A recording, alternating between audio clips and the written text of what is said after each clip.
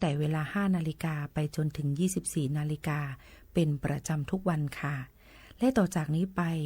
ขอเชิญคุณผู้ฟังติดตามรับฟังรายการต่างๆที่น่าสนใจของทางสถานีได้ตามลำดับค่ะ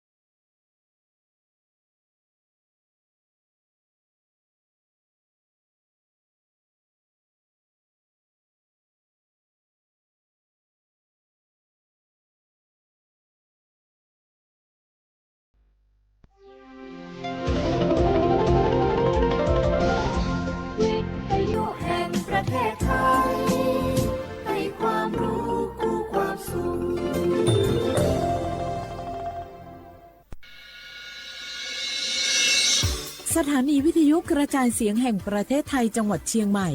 AM 1476 กิโลเฮิรตซ์สถานีวิทยุภาคภาษาชาติพันธุ์แห่งเดียวในประเทศไทยที่มีความทันสมัยเชื่อถือได้สร้างอัตลักษณ์กลุ่มชาติพันธุ์สู่สากล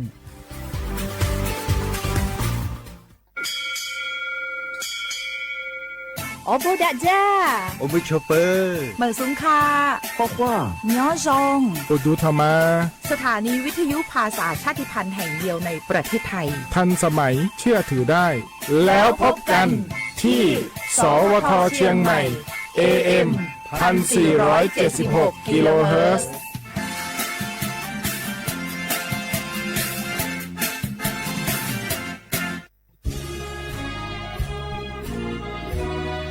พระบารมีปกเกล้าเพื่อปวงชนชาวไทยจากพระราชกรณียกิจนานับประการที่พระบาทสมเด็จพระเจ้าอยู่หัวและพระบรมวงศานุวงศ์ทรงทุ่มเทพระวรกายทรงงานอย่างไม่เหน็ดเหนื่อยเพื่อประโยชน์สุขของประสบนิกรจากโครงการหลวงสู่การพัฒนาแหล่งน้ำส่งเสริมการศึกษาและด้านสาธารณสุขที่มุ่งเน้นการพึ่งพาตนเองและการพัฒนาอย่างยั่งยืนทุกย่างพระบาทคือการทรงงานทุกพระราชดำริคือพลังแห่งการพัฒนาเพราะประชาชนคือหัวใจของแผ่นดินร่วมเสริมสร้างความรักในสถาบันหลักของชาติโดยสำนักงานประชาสัมพันธ์ที่ 3 กรมประชาสัมพันธ์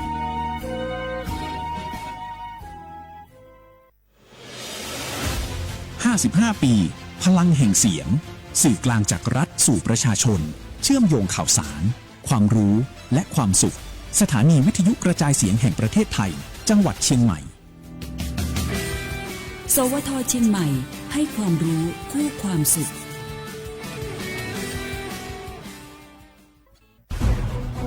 ทุกคนเร็วๆทุกคนเก็บของเร็วๆแผ่นดินไหวแล้วแผ่นดินไหวเดี๋ยวพี่เดี๋ยวก่อนจะรีบไปไหนเก็บของไปไหนพี่เนี่ยพี่ดูในข่าวเขาทำคลิปมานะว่าจังหวัดเราเนี่ยแผ่นดินจะไหวพี่ยังไม่มีแฟนเลยเนี่ยกลัวตายมากเลยเนี่ยไม่อยากตายเอ้าพี่ไปฟังข่าวปลอมมาอีกแล้วเหรอทำไมพี่ไม่ไปดูข้อมูลแผ่นดินไหวที่แอป Earthquake หรือว่า Thai Disaster Alert อ่ะเขาบอกข้อมูลหมดเลยว่าสถานการณ์แบบไหนระดับไหนต้องทำตัวยังไงบ้างอีกอย่างถ้ามือถือพี่ไม่มีเน็ตเนี่ยเขาจะมีเซลล์บอร์ดแคสส่งข้อความแจ้งเตือนมาที่โทรศัพท์พี่โดยตรงเลยพร้อมข้อปฏิบัติด้วยเหลือแค่พี่ปฏิบัติตามนั่นแหละต้องใจเย็นๆลงละขอบคุณมากไอ้น้องโอเครู้ทันสาธารณภัยห่างไกลความเสียหายด้วยความปรารถนาดีจากสำนักงานประชาสัมพันธ์ที่ 3 กรมประชาสัมพันธ์ สถานีวิทยุกระจายเสียงแห่งประเทศไทยจังหวัดเชียงใหม่กรมประชาสัมพันธ์ประกาศรับสมัครบุคคลเป็นลูกจ้างเหมาบริการตำแหน่งพนักงานกระจายเสียงภาษาเมียนจำนวน1 อัตราเพื่อเป็นตัวแทนนำข่าวสารร่วมพัฒนาคุณภาพชีวิตชาวเมียนและเผยแพร่วัฒนธรรมท้องถิ่นให้เป็นที่รู้จักผู้สนใจยื่นใบสมัครด้วยตนเองได้ที่งานธุรการสถานีวิทยุกระจายเสียงแห่งประเทศไทยจังหวัดเชียงใหม่ตำบลช้างคลานอำเภอเมืองจังหวัดเชียงใหม่ตั้งแต่บัดนี้เป็นต้นไปจนถึงวันที่31พฤษภาคม2569สอบถามข้อมูลเพิ่มเติมได้ที่053-276-068ในวันและเวลาราชการมังลิวเอาเก่งเจ้าก็cho chạy thọ nhia ba thọ cho sự sinh đời kế khó mò lời do cho có mò khó dụ kế cho sĩ sự thi bạch thòng do cho sự sinh cho có lũ kế đời cho khó mò ủa chỉ do lòn đời có tù mò lò có một chạy dụ tàu xài ý bó nhia lò bá có tù nên mò ủa cho sự sinh Yo อ้วนเต๋อเจลูทอจอยเชคอมอยหอสำนักงานหลักประกันสุขภาพแห่งชาติสำนักงานสาธารณสุขจังหวัดสำนักงานหลักประกันสุขภาพแห่งชาติเขตอีจโกเปศูนย์คุ้มครองสิทธิบัตรทองใส่ด่วนอีเปเปศูนย์สปสชเขตเชียงใหม่ยอศูนย์จีเปอหยีจีเปจี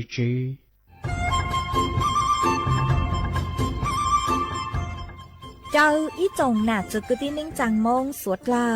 ลูว่าอีปังรูทีมเชียงใหม่ชื่อปังเกลาเต้งเหม่งสวดต่อปูหาปังฟัวอาองพีเอ็มอจุดจื้อยอปูมั่วสวดต่อกุญแยกขอตือหามงจัวจอหนูจื้อกุญย้อจวนเต๋อศูนย์อำนวยการหาตีไทยสวดต่อปูปังฟัวอาองกุญย้อจวนเต๋อลู่เสงเชียงใหม่ดาวมงเตาจัวตุงเบอร์สุตงศูนย์จื้อเปอีอยี่ศูนย์ยี่ลู่เสงเชียงใหม่เตาเต๋อจู้ใจตีไทยเต้งเหม่งสวดเตอปูหาปังฟัวอาองพีเอ็มอจุดจื้อไม่ยกขอเชยตือจื้อเตาใจเก๋เข็งจอใจกวดเหลาเตาลุนเต๋อตุแอฟไฟดีมาช็อตเหลาเนอจื้อหาเหลาจัวต่อเต้ช้างปัวเหลาหูเร่หูจอเหลาเต้ขยะเต้กินตรงขัวบลงขัวชัวอย่างมาจื้อปูเหลาจื้อรอนูตีอีลูอีลินดูมงจูนูตีไปเจ้าอีลูจื้อลินดูชงอ้อเช้งจื้อปัวเจ้าจัวยอเล่งตือเหลายัวเจ้าลูจื้อเจ้าเลจู้ใจเกตเช่าจูลุนเต่าสำนักงานประชาสัมพันธ์เต่าลู่เสงเชียงใหม่ลูกงอัวอีปังดูทีมเชียงใหม่ใช้ชัวเต้ฟัวจัวอัวกัวฟัวจวดเล้าหูจือปูมัวปังฟัวอาอง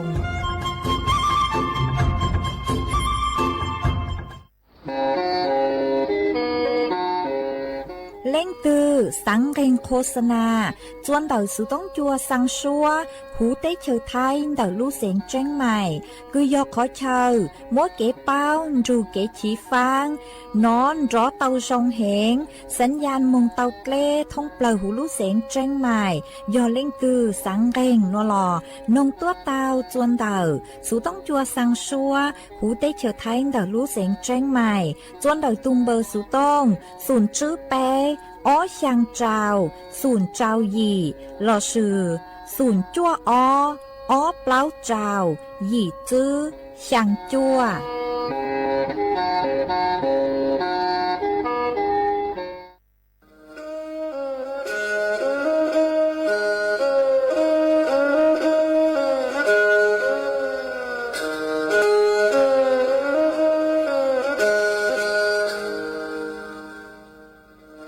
đào núa số tông chua sang xua hủ tế chào thai đào lúc sánh tranh mày lúc sư hở hà lù mông inu bấy hà ó ra yang sơn dấu bấy hà thảo sư hở giữ tính dù trao tính yang trào đô bấy hà thảo sư hở cậu giang tính dù cậu dị tính ช่างเต่าดอกช่าง AM เกอีเชงเปล่าปัวช่างเจ้าเจ้ากิโลเฮิรตซ์ดอกหนัวมงย่อไปลูมงสวดเหล่าซอกังนองเตา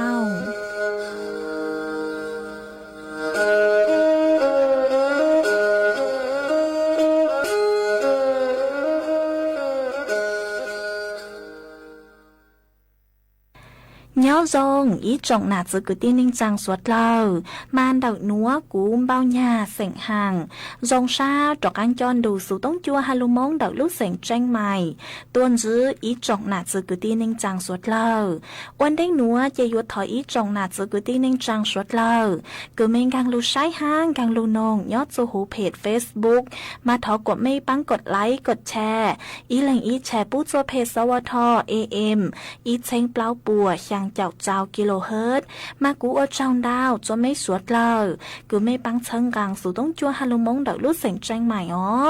เอนูนัวเจกูหวังฮัดยาชาหาตา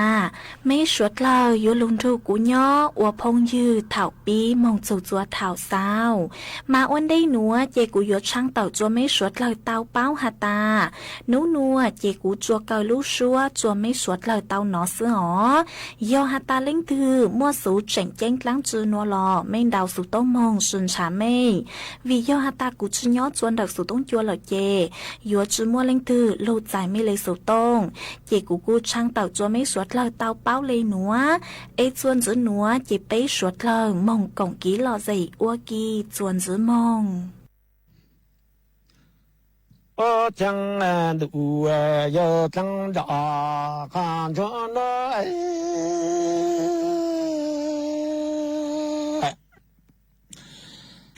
chẳng ý nhớ bỏ linh ca số lý quân nó ý lý ya chỉ nó tê mô tà tự văng tự lo nó ý chỉ bằng chế bị cho nó khi tăng cho để你要得中不你要知不家养路增加之间你要不叫多拉掉就加多农家车间你要车等等着等着呢你要养成树高说的一在大过你要生的这么定这就那等的你要帮助着等着大着那旅行多农那过你要不但领南领子旅行里只但领南领子路南对领南领子金当看住那里高有看应那日地多看多这单子是看用了的草，过去那的你要么等路要等站住那，等的你里要得中不你要知不这样路等个车。将你也不叫多，拉叫叫扎多，农叫车将你要车等很冷，像隆咚的里要养成树高说的一在讲。现在忙个着你要生多高热，但心里要帮助着才忙个着路上多容能你要知道的要保领南岭自路要南，要知道岭南岭自路上的，那领子金当啊，家中你要高有啊，家人日的多家多做单子，是个用路的早站着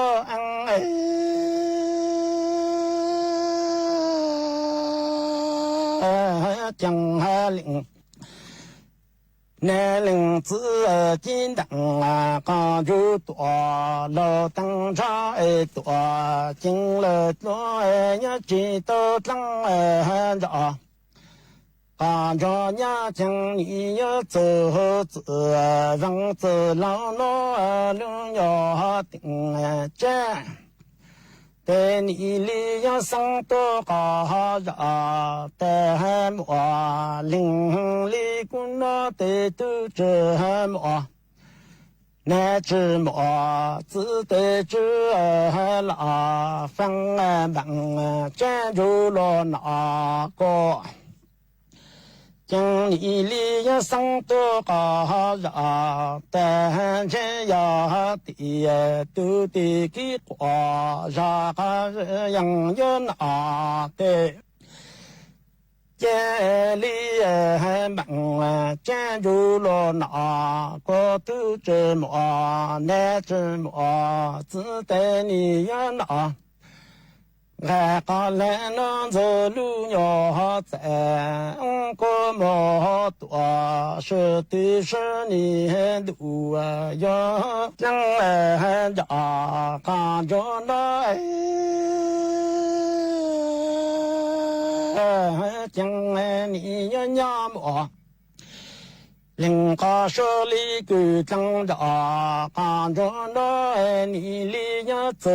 走，让走老路要顶。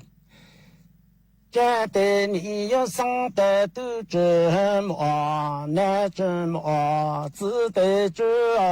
老方忙。站住了那个你要上的要的都得给过，让个人要拿的。接着忙站住了那个都这么，那这么只得你要拿个来那走路要在个么里要是的多个难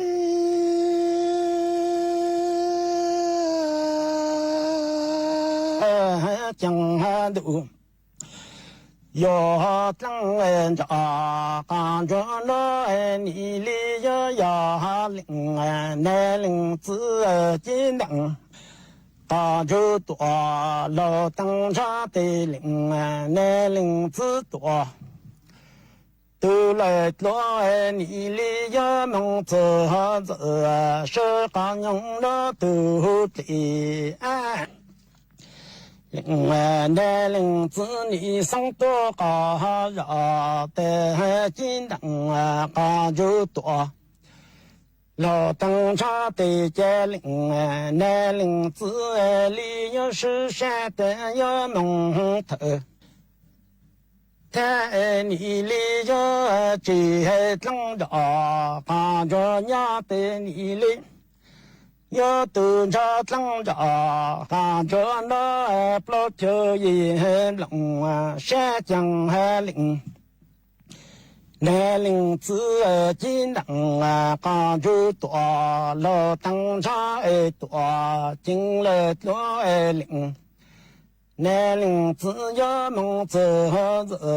是干用了都的在的那领子你上多高热的金当看着多老当场的领那领子里要是山的要蒙头这你要接当着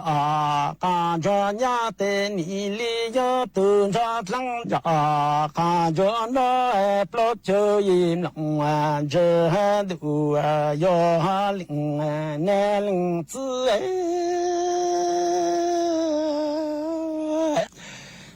将你呀呀么邻里给长着看着那。你呀得中啊，不你呀这啦，总是这领导，总了你呀只不这样路，张个这里呀是单打，太打梦着将你成都。高得多，将我成你成都，将个里呀热等只鸟等梦，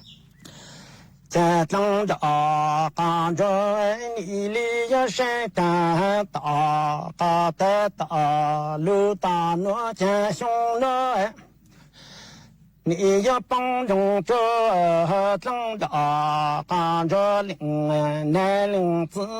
里要就增长，看着老六要领，心个应多是非更好度，要顾领男领子。将领男领子金灯看就多，老灯茶的多，都来多你要记得等着，看着呀见等着，看着要得中不来。将你里呀这啦，总是这领多，总了你要知不这样路，啷个只将你里呀是单打，太打梦着见你成都。第二将里成都正把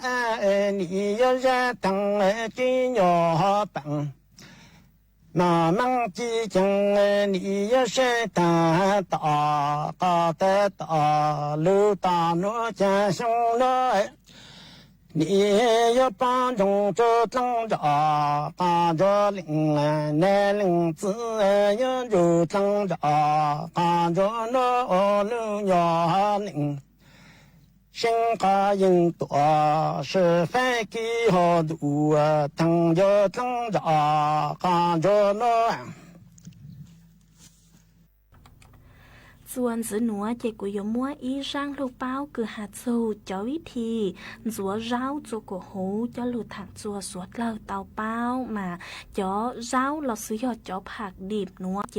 กุนแร่งเตาหาตามั่วจ้องเล่งเดาตูเย็งหยาโนวิยอมั่วจ้านจื้อกางหาวจัวอยู่ลุจีดาวเต้าเกิดเลยหาอ๋อมามั่วจ้องเล่งเดาตูหอกกูสังหาตาไม่ยิงสังหาตา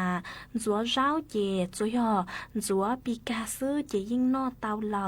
วิยอหตาเนื้อปลอดภัยเดาจอลาดจอเต้ลูเหล่าหนอตั้งสุมาเนื้อยออีจูกินเร่งกือหยวกกีเนอขอเจ้งตามาย้อจวนเดาจอเจ้าเจเนื้อยมัวจอไข่พยาธิย้อจวนเดาจอเจ้ามาอยู่จู่เต้าจัวจัวกวดจงจัวจัวกวดเนื้อถูกวิธีมาสาเล่นจัวเต้าจอไข่พยาธิฮะจอโครงการเดาเต่ามองตางอ๋อวีจอไข่พยาเตเนื้อปนเปื้อนลงเดาจออ้างจอเล่ฮะจอฉีหลอดซื้อยอจอกัวก้าคือไปมัวจอจนเดาจอเจ้าอ๋อเจกูกู้อยู่มัวเปล่าขั้นตอนกืนสัวเจ้าจกูหูจอลูถังคาจัวสวดเล่าเตาเป้าอีย่อยจู่เต้าใส่จอเจ้าคือจงก้าวจื้อช้อนลืออ๋อจอลูอ้วนนอมัวจอเจ้าเดาจอมงเจ้าจหูจอเล่คือยังเล่นเดาเก่าจูเก่าจื้อนาทีไปมาก็อยู่จู่เต้ามัวจอเจ้าหนัวสวนเดาตุดเล่คือตั้งต่อลูจู่ไปราเปล่าเจจอจอเจ้าเดามงแช่ส่วนเดาจอน้ำส้มสายชูลอซุยอจอเบกกิ้งโซดาคือยังเล่นเดาเก่าจูเก่าจื้อนาทีจื้อเจก็ซื้อจอดเล่หูจากการลุนสัวอีรันจื้อฮะมาสะเลนอเตาอ๋อ ห้ามมัวไปวิธีกือยวนจัวเจ้าจัวกหูปลอดภัยเจ้าเลหลักกรมอนามัยเจโลขาจัวไม่สวดเลยเตาเป้าย่อยุดสู่เตาจัวเจ้าเดาจดเลยกือตั้งต่อโลวันได้กือยวนจัวมายุดสู่เตามัวจอเจ้าเดาจะมุดเจ้าจัวหูจดเลยกือยังเล่นเดาเก่าจัวเก่าชื่อนาทีเอกให้ตุดเลยจัวจอเจ้าเดาตุดเลยกือตั้งต่อโลมัวชายเตมังส่วนเดาจอเจ้ากูยังเล่นเดาอีจูอ้อนาที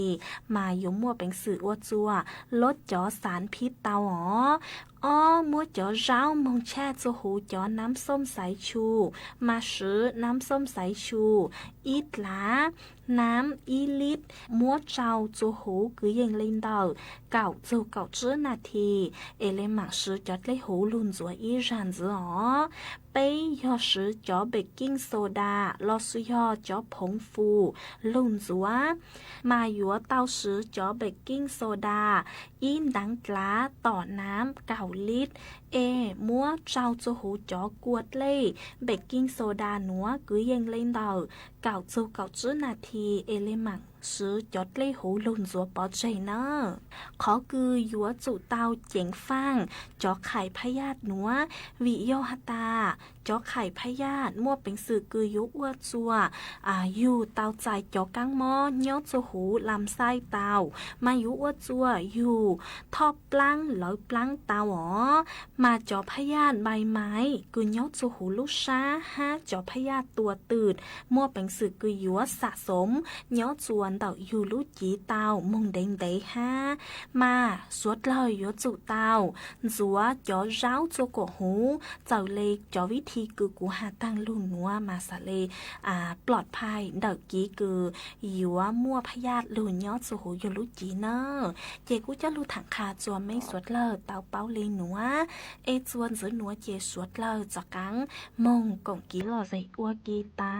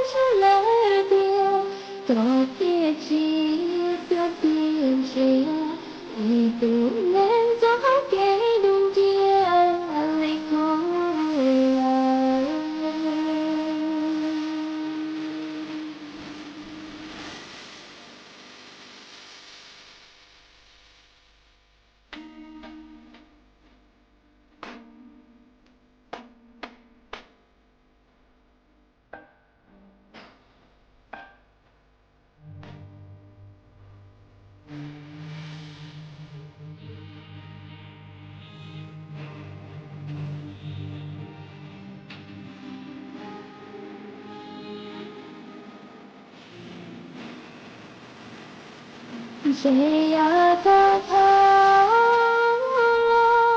一个那个他，你的父母长高，天里梦比你记得，谁个地着谁谁呀，古今看所天呀，夜里我路内风帆。年幼着的路着呀的，谁个有内的着，路内山山树来的，多撇起的撇起，一度能走给东家里出来，谁个转呀个个谁。夜里飞雪，年毛着冷几个，所以的他，谁跟着背起包，并不贴的，对西着冷北来了。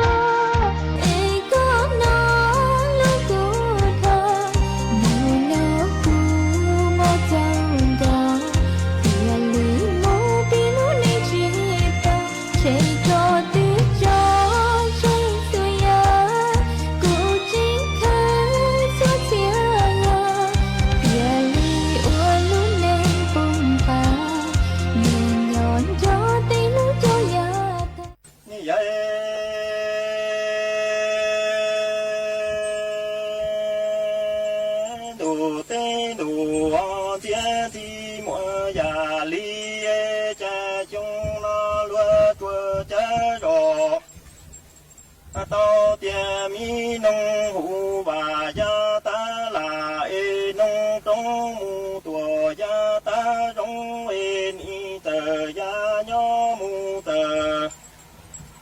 trời vỡ trời đua lu mi rong là tầng mù tùa cầu ó chạy sông nó ni rong nè nè lo rong tùa lỡ bé sông bé y lăng nhỏ nè y ta tê mù tùa y trong đủ tê bầu lùa nó là bé tiề tao dụ trò chua nắng tùa mù xin chữ tiề li vỡ tùa duy li na tao sự sinh phòng dư phòng xa rong lỡ tùa tu cứ dài ni mi ngầu mong ở nghe ta nói cha lúa cha rò tiền mi nông hộ và gia ta là nông trong tùa gia ta rong ni tờ gia nhó mù tờ trời vua trời đua lu mi rong là tặng mù tùa cầu ó quê nụ tê nụ ở mi chén thì mua già li chung nó nhẹ rong nè nhẹ lo rong tùa lỡ bê chung ít bé y lăng nhó nè y ta tê mù tùa y trong đồ tê mẫu lùa nó lo bê tiề tao dụ trò xua nắng tùa mù xin chi li vơ tuần chi li na tao sự 生光有为风沙容多都不落，你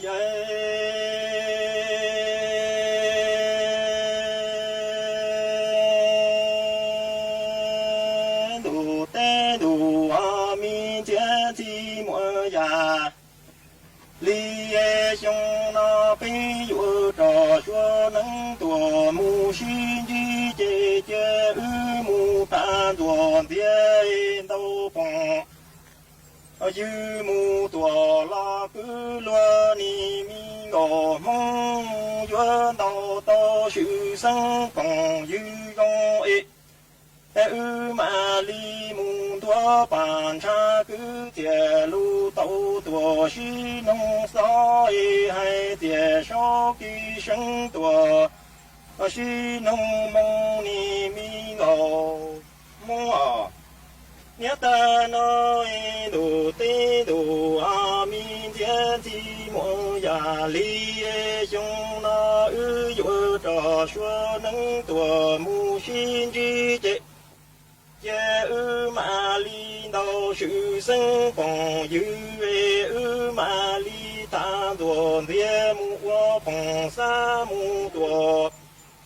个罗容为马里多板茶个铁路都多许农少还接受给生木多许农梦里米哦梦你也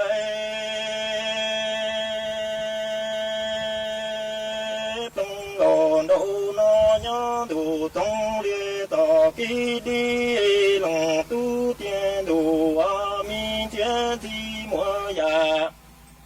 里也解决多解都龙兄龙东木多许多多解着解都龙。兄龙东木多着庄大你米我梦家龙都接娘都总列到年给的年有生列多举报那梦的云中别个地港个路米艰难住接你海可应到一兄都人多大力那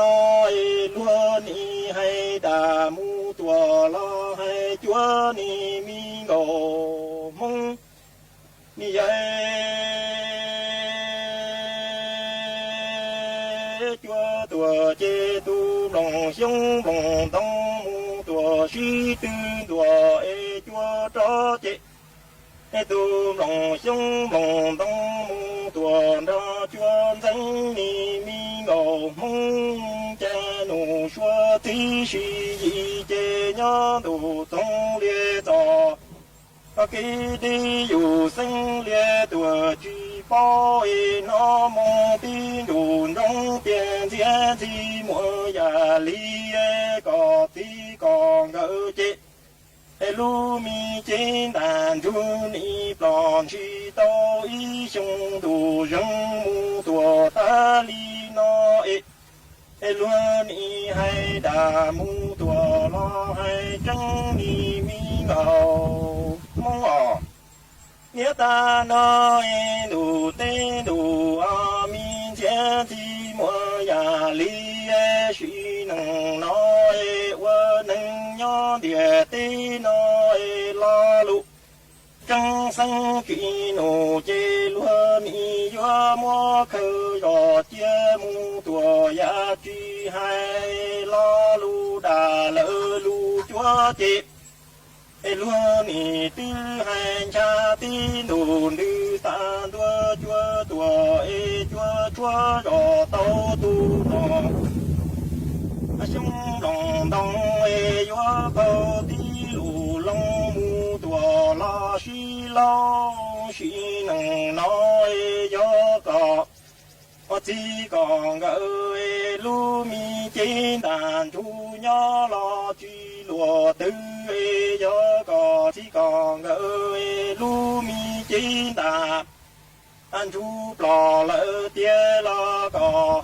mua bàn cha cứ chia lu tàu cho lo thua tí tụ tớ hai kia tua lỡ cú bao ni mi ngầu mua nhớ ta nói cha chúa tua chi tu nòng sông lòng bông mu tua suy tư tua ê chúa ta chi tu nòng sông lòng bông ê ni chúa chúa tao tí lù lên mu tua suy tư gió ê mi ngầu mong ê suy nâng nói cho có tí còn ơi lu mi chỉ đàn chú ê plon chi lỡ ý sông đủ răng tua ta li nó ê gió mò ta trong lỡ đủ tia lo có hò mò bàn cha cứ chia lu tàu cho loan thua tí tù tơ hai kia tua lỡ cú nó chê nì cha trong xe là lúa li nó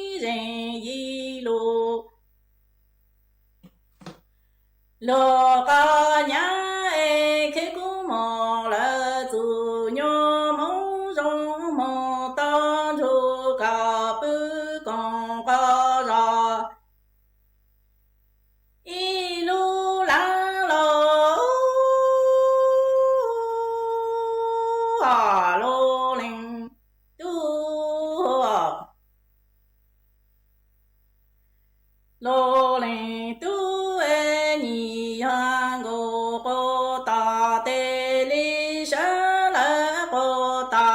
e zhen zhao jin xin sha go li e ya me na me zi na tam la ti no yang no ca sho nya yu tao me lu mi jing a tu ya ku ke li ca te to li lo yo sa ya e zang ro ti to lo sa phi ni lo len tu ngo ko cha de li sha la ko ta e zun cho ji si lu sha ko du me na me zi na tam la ti no cha yang no ka sho yu to me to tri de sa ya ho za ro ti to la sa hu a lo len tu cho du le te to shi vong e na ga mi non cha chen yong ten yong ka ko lu cho som long e ya ka na ko zi na tam la ti no cha nu ka zhi yu de ka e ka zhong da ka ra lê cứ cả na có tự động tên đi hai nhà chữ xe động e khi cú mò lỡ dù nhỏ mò do ta cả tinh tơ cả thứ chi ya của cái đi cả chú cú ơ nè có tha nhớ mô tơ trong mô lô lên tu ya ta du yo lô lên tu cho du lơ tê cho sư vong tê na mi nông cha chân yong e yong ca ca lu cho sa cho e ca na ca zi na tam la ti no yang no ca sho nya yu ca e yu ta ca zong li ku ca na ca zi dong tiên đi lại nhà lù chữ ya cho e khi cú mò lỡ dù nhỏ mò rong e tu phê phê ngầu rong đi cú cho mò lỡ dù mong ta cả dù cú mò nình có tha tờ trong mò khó ni lo lình tu lo lo lình tu kiếp lình ngon cho ý hà rung bảo lộ đôi khi cú mò lỡ dù nhô mong rong tràng có tinh tơ lỡ có e cả ni sa na ca te cu yo rư ra nơ hơ va e cả sa na rong la cha cu rư ra đơ hơ chung e cả cho sa tổ la nắng mà la cha cu cho rư ra đơ hơ ngờ em mò lỡ dù nhô mong gió ta có chính tơ lệ cả du cú ơ nè có thêm mong là khó có lẽ lù cũng chắc là giờ tôi tê tôi cũng có rồi dù sa nhị mong bư còn có rồi ý lu dung giờ tôi tê tôi cũng có rồi lỡ lù ý dù mong kinh sự này nó thu phiền gò rong li cũng mong là dù nhỏ mong rong tao mong lô lên tu tu rong mong lên đời cò tê cha cò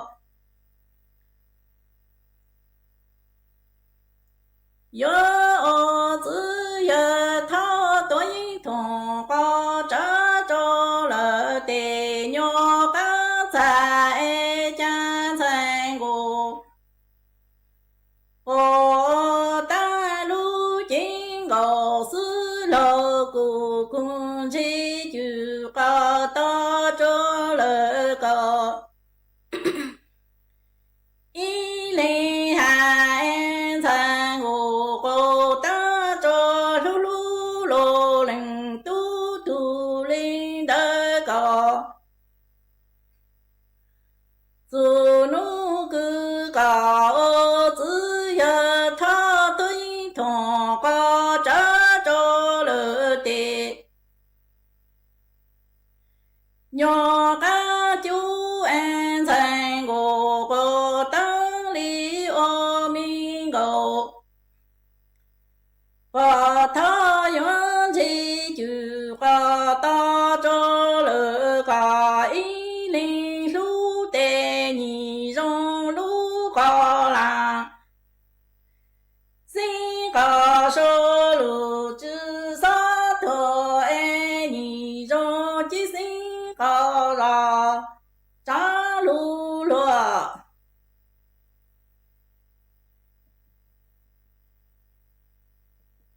ý trong nà giữ cứ tin nên trang suốt lờ lúc sư hơi yếu tăng lờ dây cũ ở trong đau cho mấy suốt lờ cứ mấy băng chân gàng sự tông chua hà lưu mong đợi lúc sành tranh mày hà mấy cú lùn thư của nhỏ ủa phong dư thảo bí lù chua chua thảo sao lúc sư hơi yếu tăng lờ dây cú yếu sao sự tông chua chay cha lên núa lờ sư bây lên mảng cho căng lô xuân dứt lùa chua thảo lúc sư hơi chứ tính chu trao tính ha cậu giang tính chu cậu dị tính nhỏ chùa chùa chùa nu em nu nua chỉ yêu sao số tông chùa chơi cha lên nó lợi sư thọ chùa của mấy chùa chùa lên chùa tù chuẩn dư châu kín nó căng nhỏ rồng suốt là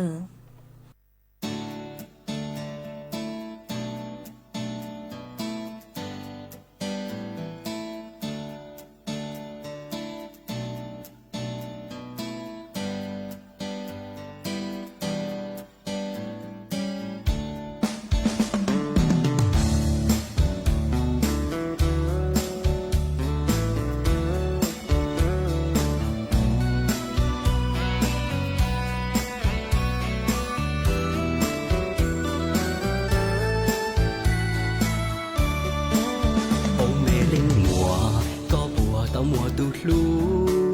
trái gần gì lu gì nhẹ tâm bầu ly co dòng gao mung thò lòi giòn thành gao mung hoa mùa tàu mùa ná tu tu cá tu đê tam mò ô mì lăng nù có nhỏ lu giò từ tô chả ho lo khô tia cố nó rong gì nhẹ dòng gao mung thò lo mà đâu mung kê đê chỉ bỏ nê tôi thấy kê của nhau khó từ bỏ có ý mùa rong chúa lên thành gầu già uất rau cũ mà chỉ xa cho ta mù chê xa tuột trời tê nhau kê được có ý xa giờ tao có mà yết lũ chỉ muốn lũ ta suy bỏ ý mùa hay có suy bỏ ly suy ta ê nữ bùa cả lũ ninh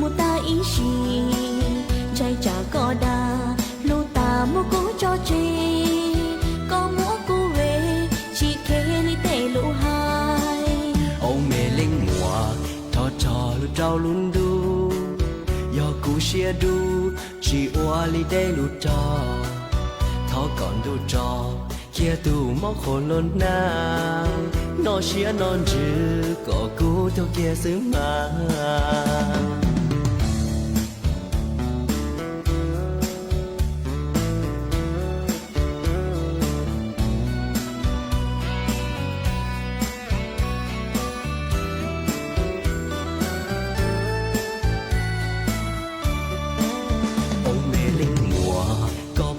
mùa tụt lú trái hơn gì lú gì nhẹ tâm bầu ly co dòng gấu mùng thò lòi giòn thành gấu mùng hoa mùa tàu mùa ná tụt tô can tụt tê tam mò ô mì lăng nù có nhỏ nó giò từ tô chả ho lo khô tia cú nó rung gì nhẹ dòng gấu mùng thò lo mà đâu mùng kê đê chỉ bỏ nê tôi thấy kê của nhau khó từ bỏ có ý hoa rong chúa lên thành gầu già cuộc đau cũ mà chỉ xa trong ta mù chê xa cuộc đời tệ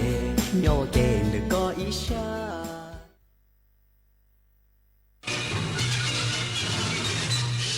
สถานีวิทยุกระจายเสียงแห่งประเทศไทยและเครือข่ายทั่วประเทศเสนอข่าวต้นชั่วโมงรู้เร็วรู้จริงเกาะติดทุกสถานการณ์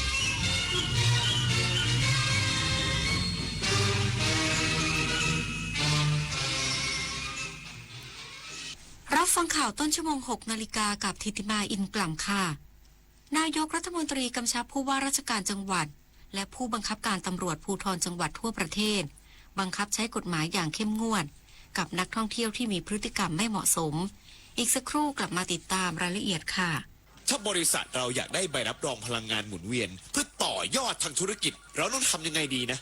Do it now ก็ขอเรกใบรับรองการใช้พลังงานหมุนเวียนที่ PEA จัดหาให้สิพ่อเพื่อช่วยให้บริษัทสามารถอ้างสิทธิการผลิตและการใช้ไฟฟ้าจากพลังงานหมุนเวียนเพื่อเสริมความน่าเชื่อถือภายใต้มาตรฐานระดับโลกเสริมภาพลักษณ์แบรนด์ด้านความยั่งยืนและเพิ่มโอกาสการต่อยอดกับคู่ค้าทางธุรกิจแบรนด์โตภายใต้มาตรฐานอย่างยั่งยืน Do it now Green Power by PEA เมื่อโลกเปลี่ยนคนต้องปรับทักษะใหม่ที่เป็นกุญแจสู่อนาคตโลกเปลี่ยนเร็วขนาดนี้เราจะตามทันนี่นะทันสิแค่ไม่หยุดเรียนรู้เพิ่มทักษะใหม่ใช้เทคโนโลยีให้เป็นเราต้องเริ่มยังไงอะก็เริ่มจากตัวเรานี่แหละคิดเป็นทำเป็นรู้เท่าทันสื่อและมีคุณธรรมไงล่ะพัฒนาคนไทยให้ก้าวทันโลกยุคใหม่ใส่ใจเรียนรู้สู่อนาคตที่ยั่งยืนพามาจับไต่ AI ภาพและคลิปที่เห็นเป็นเรื่องจริงหรือ AI สร้างบางรูปบางคลิปก็สมจริงจนหลายครั้งแทบแยกไม่ออกแต่เดี๋ยวก่อนยังมีจุดที่ช่วยให้จับผิดได้สังเกตนิ้วมือบิดเบี้ยวผิดธรรมชาติใบหน้าสมมาตรเกินจริงผิวเนียนเกินไปเหมือนพลาสติกแสงและเงาไม่สัมพันธ์กันตัวหนังสือเพี้ยนเหตุการณ์เกินจริงจนน่าสงสัยก่อนแชร์ก่อนเชื่อก่อนตกใจหยุดดูให้ชัวร์อีกครั้งแสนอาลัยสมเด็จพระพันปีหลวงไทยทั้งปวงหมองหม่นก่นร่ำให้พระผู้เสด็จสู่ฟ้าสวรรคาลัยแนบดวงใจตามพระบาททุกชาติภพปวงประชาน้อมสำนึกในพระมหากรุณาธิคุณเป็นล้นพ้นอันหาที่สุดมิได้ข้าพระพุทธเจ้าคณะผู้บริหารข้าราชการและเจ้าหน้าที่สถานีวิทยุกระจายเสียงแห่งประเทศไทยกรมประชาสัมพันธ์นายกรัฐมนตรีกำชับผู้ว่าราชการจังหวัดและผู้บังคับการตำรวจภูธรจังหวัดทั่วประเทศบังคับใช้กฎหมายอย่างเข้มงวดกรณีพบพฤติกรรมที่ไม่เหมาะสมของนักท่องเที่ยวทั้งชาวไทยและต่างชาตินายอันสิทธิสัมพันธรัตน์ปลัดกระทรวงมหาดไทยกล่าวถึงกรณีพบพฤติกรรมที่ไม่เหมาะสมของนักท่องเที่ยวที่เดินทางมาท่องเที่ยวในพื้นที่จังหวัดต่างๆซึ่งส่งผลต่อภาพลักษณ์การท่องเที่ยวในประเทศไทยว่านายอนุทินชาญวีรกูลนายกรัฐมนตรีและรัฐมนตรีว่าการกระทรวงมหาดไทยได้ติดตามกรณีดังกล่าวอย่างต่อเนื่องพร้อมกำชับฝ่ายปกครองหน่วยงานด้านความมั่นคงและหน่วยงานด้านการท่องเที่ยว สร้างการรับรู้และความเข้าใจกับผู้ประกอบการตลอดจนนักท่องเที่ยวให้ทราบถึงวัฒนธรรมและวิถีชีวิตที่ดีงามของคนไทยพร้อมสั่งการให้ผู้ว่าราชการจังหวัดผู้บังคับการตำรวจภูธรจังหวัดกำชับฝ่ายปกครองและตำรวจทุกท้องที่ตลอดจนหน่วยงานที่เกี่ยวข้องบังคับใช้กฎหมายอย่างเข้มข้นและดำเนินมาตรการป้องปรามการกระทำความผิดหากพบการกระทำละเมิดกฎหมายให้ดำเนินการอย่างเด็ดขาดไม่มีละเว้นศักดิ์สิทธิ์ประดับสินรายงานรัฐบาลเปิดเผยความคืบหน้าโครงการไทยช่วยไทยลดภาระค่าครองชีพผ่านเครือข่ายรถพุ่มพวงหลังปิดรับสมัครพบมีผู้ประกอบการสนใจเข้าร่วมโครงการกว่า 10,000 รายพร้อมเตรียมกระจายสินค้าอุปโภคบริโภคราคาประหยัดส่งตรงถึงประชาชนเพื่อกระตุ้นเศรษฐกิจฐานรากนางสาวลลิดาเพลิดวิวัฒนารองโฆษกประจำสำนักนายกรัฐมนตรีเปิดเผยว่าตามที่กรมการปกครองกระทรวงมหาดไทยร่วมกับกรมการค้าภายในและบริษัทไปรษณีย์ไทยจำกัดเปิดรับสมัครผู้ประกอบการเข้าร่วมโครงการรถพุ่มพวงไทยช่วยไทยล่าสุดหลังปิดรับสมัครเมื่อวันที่ 7 พฤษภาคมที่ผ่านมาพบว่าได้รับความสนใจจากผู้ประกอบการทั่วประเทศโดยมียอดผู้สมัครรวมทั้งสิ้น 1397 รายแบ่งเป็นกลุ่มรถ3ล้อพ่วงข้างมากที่สุดกว่า 4,500 รายรองลงมาคือรถยนต์และรถจักรยานยนต์เป็นกลไกหลักที่จะนำสินค้าราคาถูกไปถึงมือประชาชนในทุกพื้นที่ย้ำว่ารัฐบาลมุ่งยกระดับรถพุ่มพวงให้เป็นโครงข่ายเศรษฐกิจเคลื่อนที่โดยผู้ที่เข้าร่วมโครงการจะได้รับความช่วยเหลือจากภาครัฐอาทิสนับสนุนค่าน้ำมันเชื้อเพลิงสูงสุด 3,000 บาทต่อเดือนสำหรับรถยนต์และลดหลั่นลงมาตามประเภทรถชุดสินค้าเริ่มต้นเพื่อนำไปจำหน่ายสร้างรายได้และกำไรในชุมชนเชื่อมั่นว่าโครงการนี้จะเป็นเครื่องมือสำคัญในการดูแลปากท้องประชาชนลดค่าใช้จ่ายในครัวเรือนและช่วยให้เศรษฐกิจในระดับชุมชนเกิดการหมุนเวียนอย่างเป็นรูปธรรมผลิตนาฏขวัญแสนสุขรายงาน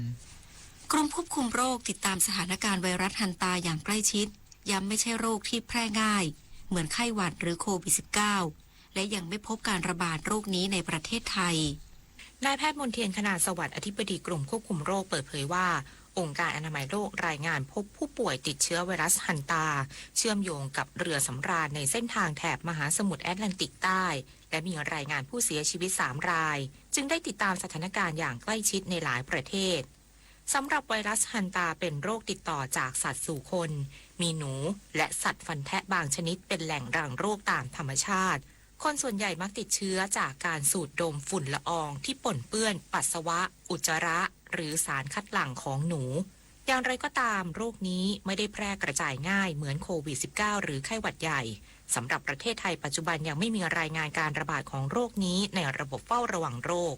กรมควบคุมโรคได้สั่งการให้ด่านควบคุมโรคติดต่อระหว่างประเทศทุกแห่งติดตามสถานการณ์อย่างใกล้ชิดพร้อมประสานข้อมูลกับสายการบินท่าเรือและหน่วยงานที่เกี่ยวข้องอย่างต่อเนื่องเพิ่มการคัดกรองและสอบสวนโรคในผู้ป่วยที่มีอาการเข้าได้กับโรคหากมีอาการไข้สูงปวดเมื่อยหรือหอบเหนื่อยผิดปกติหลังสัมผัสสัตว์ฟันแทะหรือเดินทางกลับจากพื้นที่เสี่ยงควรรีบพบแพทย์เพื่อการวินิจฉัยและรักษาที่รวดเร็วนฤมลอุดมพรรายงานน้ำมันมีน้อยใช้สอยอย่างคุ้มค่าเผื่อไว้วันข้างหน้าและสรรหามาทดแทนจบข่าวทิติมาอินกล่ำอ่านรับฟังข่าวครั้งต่อไปเวลา 7 นาฬิกาค่ะ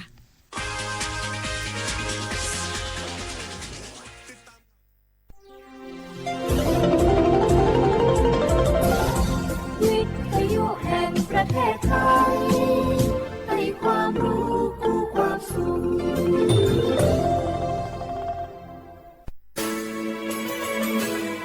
สถานีวิทยุกระจายเสียงแห่งประเทศไทยจังหวัดเชียงใหม่ AM 1476 กิโลเฮิรตซ์สถานีวิทยุภาคภาษาชาติพันธุ์แห่งเดียวในประเทศไทยที่มีความทันสมัยเชื่อถือได้สร้างอัตลักษณ์กลุ่มชาติพันธุ์สู่สากล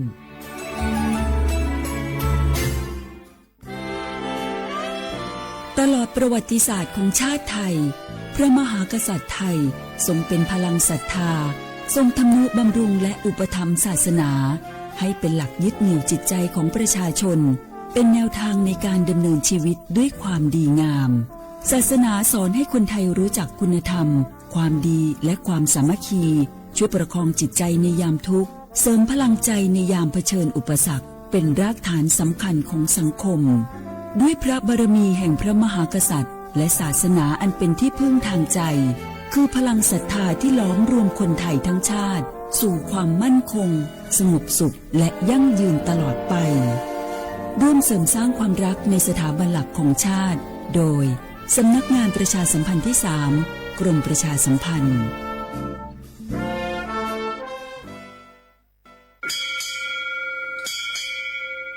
โอบูดาจ้า โอบูชเปอร์ เหมือซุงคา กอกว่า เนาะจง โอดูธรรมา สถานีวิทยุภาษาชาติพันธุ์แห่งเดียวในประเทศไทย ทันสมัยเชื่อถือได้ แล้วพบกันที่สวทเชียงใหม่ AM 1476 กิโลเฮิรตซ์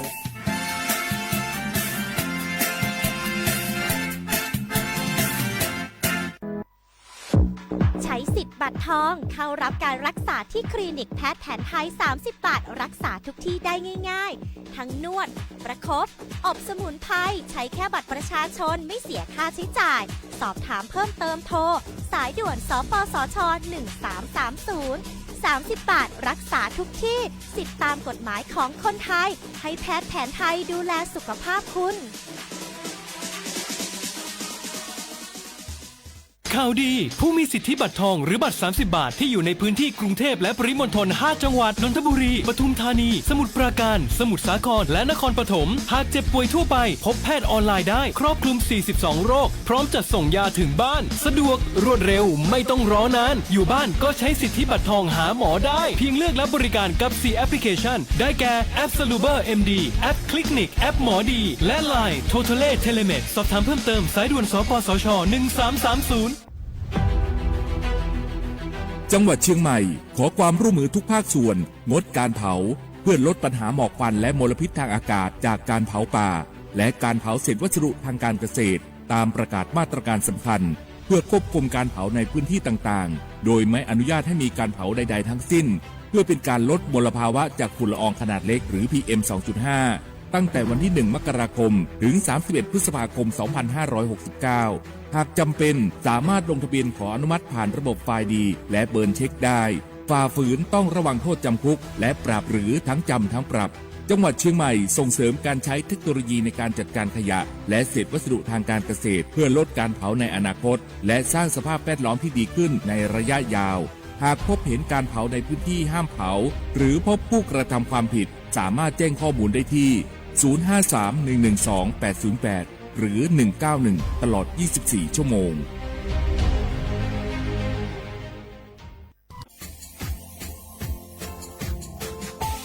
ชาว่าบราวัฒมาปีใหม่อาทิตย์ศึกตาจิงชมองมันยังไงอามุสาจังหวัดเชียงใหม่ค่อยมาปีใหม่ปากไก่ฝรั่งที่5ที่นี่ก็พวกยังว่า5 3次ที่เนี่ยซึ่งอีกคนอยู่ตรงนี้โฉดซึกูกว่ามาคืออาตุทัดโซดงกับปากกับเมียนเบสพิอาลุมีโดขยันโดอาชิปดงสัตว์ความแบบดิต้มแบบอาตุทัดโซบงอาทิยาวพื้นที่หรือตัวจางงเป็นไงก็ยาระบบไฟดีข้อนี้มาอนุญาตอยู่ไม่เหรอมาคืออาตุทัดโซดงอาทิเนี่ยปีความว่าตุดสองเป็นยังฝ่าฝืนยังคือกลุ่มหมายละชัวยาชัวยาโซดงอาทิบ้างก็เป็นยังมาอาตุชัวอาตุเบียพมงงเป็นยังอาวโทแจ้งศูนย์อำนวยการแก้ไขปัญหาหมอกควันอาทินี้คือฝุ่นละอองมาคือจังหวัดเชียงใหม่ยี่เบอร์โทรโงเป็นยัง053อาทินี้112808หรือจะมาโงเป็นยังสำนักงานประชาสัมพันธ์จังหวัดเชียงใหม่ก็ดีปีมากทีเดียวประกาศฝรั่งอันนี้ประกาศมาก็ตะวันเลยยุจลฝรั่ง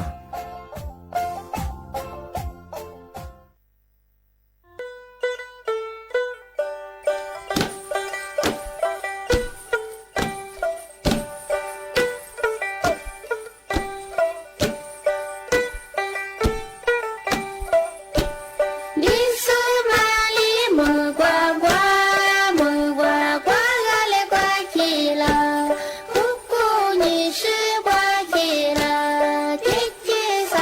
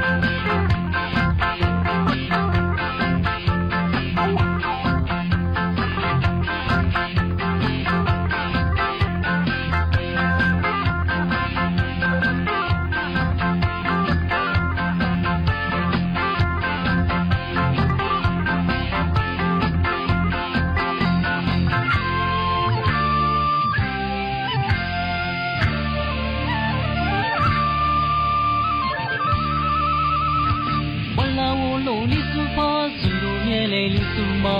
俺有时只怕挂比你挂起，我和路边嘛你是我，家来来是你，做梦咋嘞，咋嘞没嘞嘞别个事，大起起挂起起，只不起你，不落绿你莫挂挂你，总落落落里挂起起嘛，有点嘛路你给我。是的羡慕，俺能够怕挂比你说我，白马的路他你罗里说龙花，带龙花嘞，都是带龙你嘞，罗里比罗我带他皮子，今年的我回来过世，路边嘛里说是去啦那嘛，你能往左路。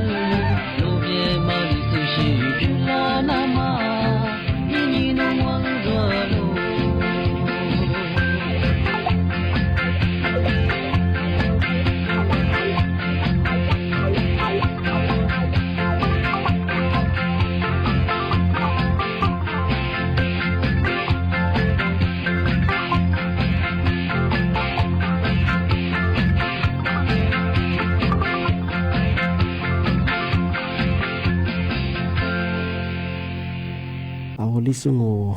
ประกาศกุ้งแม่ทาที่หมายงะสวทเชียงใหม่แม่หือดาวงะหมายว่าจะคือสถานีวิทยุงะกระจายเสียงแทนประเทศไทยจังหวัดเชียงใหม่ว่าอาตรีโดจ้างะวิทยุโดยจะมางมปัญญากว่ายี่ระบบยา AM งะกว่ายี่ครึ่งความถี่เมื่อที่ตุลิยาชิดโชวะโจญาตุหลังอีเวลาบางเงินในบางโฉมมขวานีจีโมติขวาดูงะที่มลบางหนีมขวานีสามมงะนาทีเนี่ยขวานีนาเนี่ยสะดวกที่เท่าฟิบัวคือไลฟ์สวยยังไงยิบเพลงบางสวทจุดเยือเชียงใหม่งะที่บางยีAM งะที่ตุลิยาชิดสถิริบุญยังคือดูหลังมามากว่าติดตาแล้วบางติดตาได้ไงอันนี้เขาสุดๆแปลว่าเชื่อว่าว่างานนี้จะยิ่งมากกว่าเจ้าเว็บปลาหืนยิ่งกึ่ง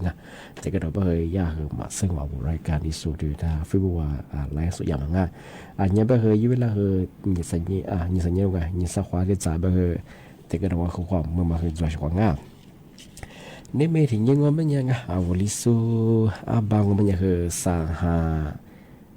นี่จะนี่ยังไงนี่ไม่ถึงยังมาคือโมนี่一个你都你是做过我里说把一些把我和帕拉嘎这把我太棒把很哇哈哇嗨嘿你你没听你把很和难玩你话สันเนี่ยเป็นหนาโฉญิงะวันเนี่ยเป็นหนาญิหนาโฉญิเป็นวันหยุดราชการของงามอาทิตย์นี้งานนี่เมคือนะถึงมาปีมากอาทิตย์สตาจีนชาของกันมาย่าสำนักงานตำรวจไซเบอร์มาเตือนภัยฝรั่งเมื่อสังว่ามันจะคืออีกที่ดูเราโง่มันยังไงเราโหลดจะไปหลอกอาจจะเป็นที่กันจะเป็นว่ายุบปุ๋ยวัวมาคือจวงอาจจะเป็นอย่างทำมาสายกลุ่มมิชาชีพมาคือกว่ายุบปุ๋ยไงปุ๋ยที่ชื่อกว่าระบบออนไลน์คนนี้ที่เรียกจ่าปรุงไง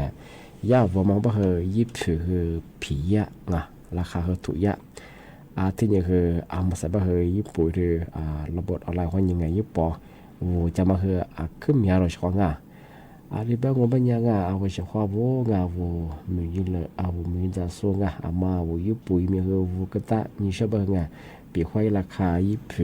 ผียะผมว่าคือตาใช่ป่ะไงมาคือจำมงแต่ใจหงิงแต่สงสัยยังไงผียะป่ะคือแบบน่ะยุบปืนมาคือยุบปอกเกลียมาคือหยาดูมาช่วงงานที่ถึงบางงมันยังไงคือย่ายุบปุ๋ยงบอกว่ายุบปุ๋ยตัวสายิงกระสวก็ได้ใช่ไงอาจจะแปลว่ากระสวยุโลโก้เบอร์คือยุบแบรนด์ว่ายี่ห้อส่วนคือเวียนจะมางทำมาแต่ละยินหนึ่งยุโลโก้ชาเกออาจจะแปลว่าคนเนี่ยบางคือยุบปุ๋ยเรียกว่าญาติญาติชาเกอมังงาแปะคือยังที่ชาได้ใช่ไงไม่เคยที่เรียกว่าอย่างงั้นที่ปัญญาวัวมีจะสู้รู้สึกบ้างมาคือจำมงที่ยังยุบปุ๋ยบางกว่าย่าไม่มีไว้เล่ทะเบียนคือมาจูรช่วงที่ยังแต่ละบ้านวัวอยู่เฮงจ้าวัวจะรู้เชื่อมาเฮกเลี้ยมาจูรงวัวยิ่งสั่งเคมีคือจูเชงที่บ้านวัวที่ยุบปุ๋ยออนไลน์เขาอีกพอบ้างมาคือจำมง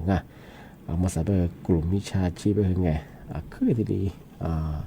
โฆษณายินยังไงที่ดีคือจะมาคือเมียยุบปอว่ามาคือเมียช่วงมาคือเท่ยังไงปีว่าบอกว่าจะสึกจะมาเพราะว่าคือผียังงูเป็นยังไง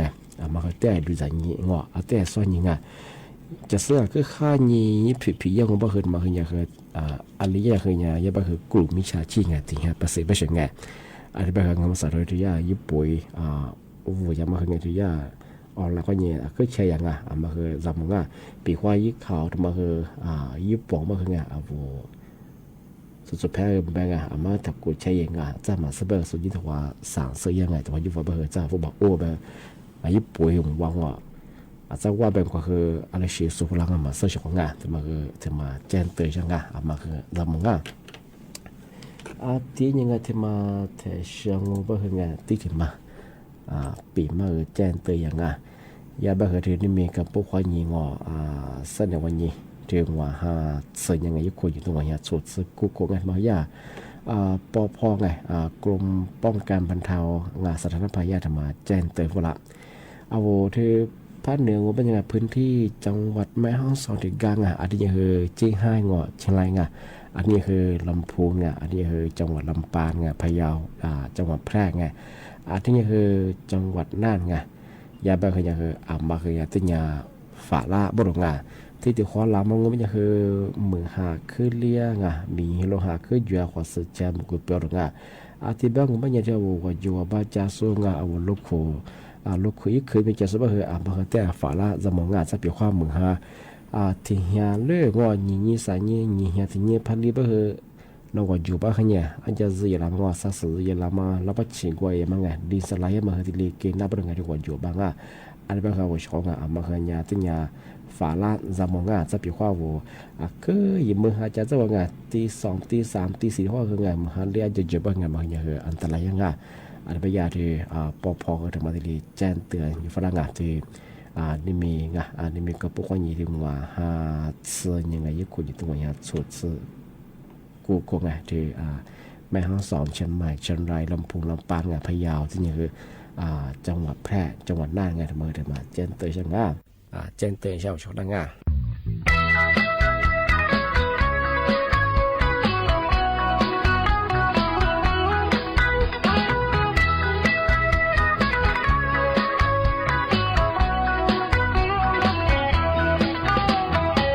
阿里瓜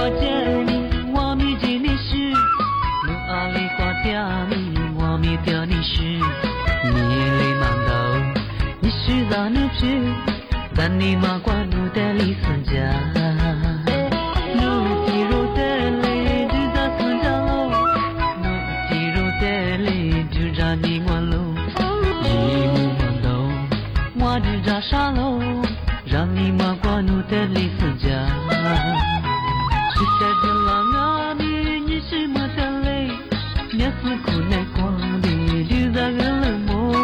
这个气路的我就在你妈妈。你是么了？你花几点了？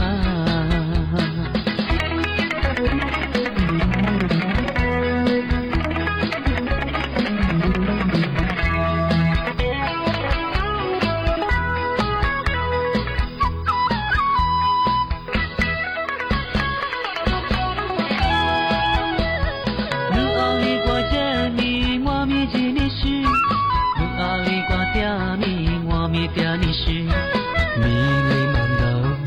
是咱那片，咱你妈瓜努的里孙家，努地肉的嘞就在孙家喽，努地肉的嘞就在你我喽，一努忙头，我就让啥喽，让你妈瓜努的里孙家，我的地是瓜米，你是么的嘞，也是苦内瓜米，就在个冷漠，这个记录的。在你妈妈，你是么了？你花几点了？是在个浪啊咪，你是么掉泪？也是苦内瓜米，就在海边摸。这个记录的，我就在孙家嘛。你是么了？你花几点了？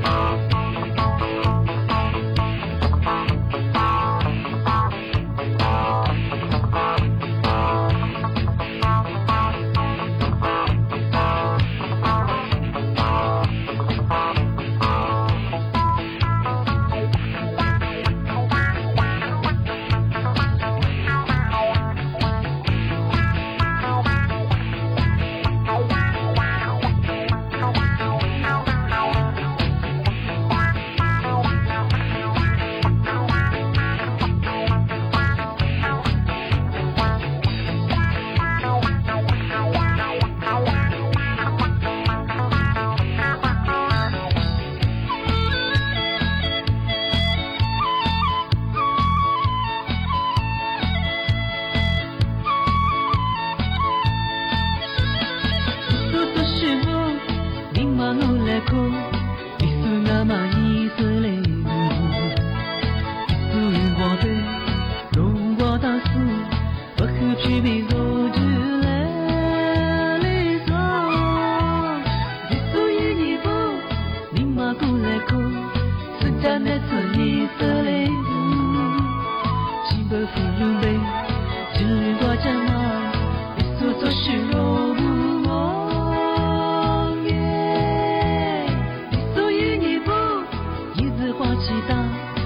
马蹄女光露前面，一束一杯杯，一束挂在马，一束高米煮条子来，哟么么哒，哦咿呀，可惜呀你。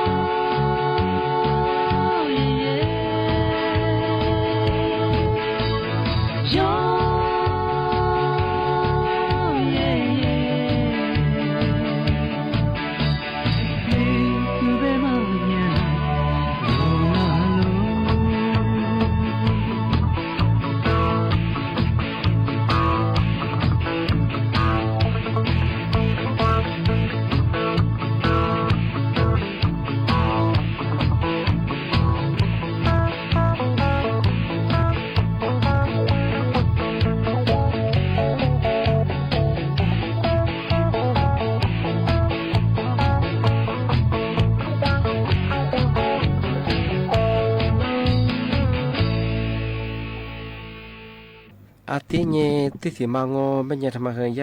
สำนักงานตำรวจควันยิงาประกาศแจ้งเตือนระวานมิชาชีไงโทรมารอบรวมไม่ใช่ไงเอามาใส่ยาแบบบางไม่คือมิชาชีพมังไงละลายยา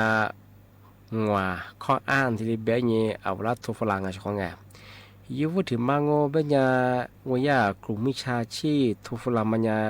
ยี่เบอร์โทรโง่เป็นยังที่เบอร์โทรศัพท์มือถือไงยี่เบอร์ปกติที่ช่วงไงช่วงไงที่ถึงบางเป็นยังญาติโทรฟลาเงี้ยญาติเป็นยังคืองอนหนุนยาบริษัทใหญ่ไงเจอบริษัทธรรมศาสตร์นั่นแหละกว่า20หรือจะไม่บริษัททว่ายี่โทรฟลาเป็นยังไงสามารถถึงบางว่าเป็นยังอเมริกาโนเบอร์โทรข้อนี้เบอร์ที่ถึงมาเปิดได้เป็นยังไงเอาเราที่โทรฟลาที่เบลล่าใช่ไงที่ถึงบางว่าเป็นยังเอาละว่าโนยี่เบอร์โทรเปิดได้มาว่ามาข้ามงอก็เลยเยอะมาผิดกฎหมายทั้งหมดอยู่ยาไปถึงไงเอาเราที่โทรฟลางอที่เบลล่ากุลิเบลล่าอย่างไงที่ถึงบางว่าเป็นยังเอาเวลาไปยังไงเอามือสั่นบุโทรเปิดได้มาที่มือเปิดได้มาเอามาสภาพมาปีเยอะเป็นยังว่าผิดกฎหมายยังพวกอยู่ยังเป็นยังคือถ้าสนใจคือโฉนหน้าเป็นยังไงเราที่จะที่แบบยังไงอาทิตย์เป็นยังคือเวลาคือข้อมูลเด็กงอย่นเลยย่ำมางอเรื่องบัญชีถึงไงเจ้าของงานปีข้าวที่เรียกพระจิตจงเป็นยังที่ยาสำนักงานตำรวจเป็นยังไงถ้าบอกข้อตัดชุดเป็นยังไงมีตับสายยังงมีที่เรียกยี่สียังไงพอมันก็เป็นยังนุ่มซ่าเฉียงเป็นยังคือดูดเงินยังมาคือจั่วไม่ใช่เจ้าของงานว่าเอาว่าบอกข้อที่เฉยที่นั่นยังอาจจะไม่คือย่าแฮดข้อมูลยังมาคือกรีนหน้าไปสิงไงหนูพอข้อฉุยาคือจะหนูบัญชีพวกพิเรนมาคือกรีนหน้าไปสิงไงอาทิตย์เป็นยังที่ย่างวดสิงไง5 ข้องานที่เรียกนี่คือว่าที่เรียกเวลาเราที่พอตัดจุดแล้วไปสิงไงอาทิตย์เป็นย่าสำนักงานตำรวจคือมาคือติญญา รามาระวันงออัติญาฝาลาเบชิงาปีขวานนุตลีพัดจิตจงโง่ปัญญาปขวาทัดเฉยอเมนิชีเบชิงามาคือเต็มมาเลยไปเปิดเช้าเฉลงาที่แบงของปัญญางานี่เนี่ยคือเอาเฉพาะงาปีมาคือเทเลจงอ่ะที่ปัญญาคืออาจารย์ที่มุลงาหนีโมขวานีสามโมคือถือความโมละขวานี่เนี่ยเอารายการลิสงบประกาศกรุงไม่ทาจิ้มหมายงานสถานีวิทยุกระจายเสียงแห่งประเทศไทยจังหวัดเชียงใหม่ยิมมือฉะยีระบบยี่ความถี่ของยา AM ดิตูลี่หาชิดซึโชขึ้นกันรู้จักที่ทาวระบบหลายไงยิบเพจไปเฮอสวทเชียงใหม่ AM 1476ที่ยิมาคือหนีขวาไล่งานไหนๆไปเฮอฉุบโมขวาหนีชิโมที่หมดแล้วไปเฮอหนีโมขวาหนีสามโมที่ยิมาคือหนีขวาดงของงาชอทาวิทยุขวาหนีนั่นน่าจะสู้มังชิทาฟีบุขวาหนีตัวยิสูงนั่นแหละคือบุโมงว่าเสียขวาละคือจุดชิดมังผู้จะชิดขวาขามยาว่าเจที่นี่กันที่เนี่ยว่าเกิดด้วยอะไรก็จะขวาเปลี่ยนเนี่ยกุ้ยเจชของอาจจะเป็นจะทำมูลนี่มุขเนี่ยสามมัวแต่ความมูลกว่านี่ไหนเป็นว่าชได้ปีมามาเทเลจงขวาสวัสดีครับ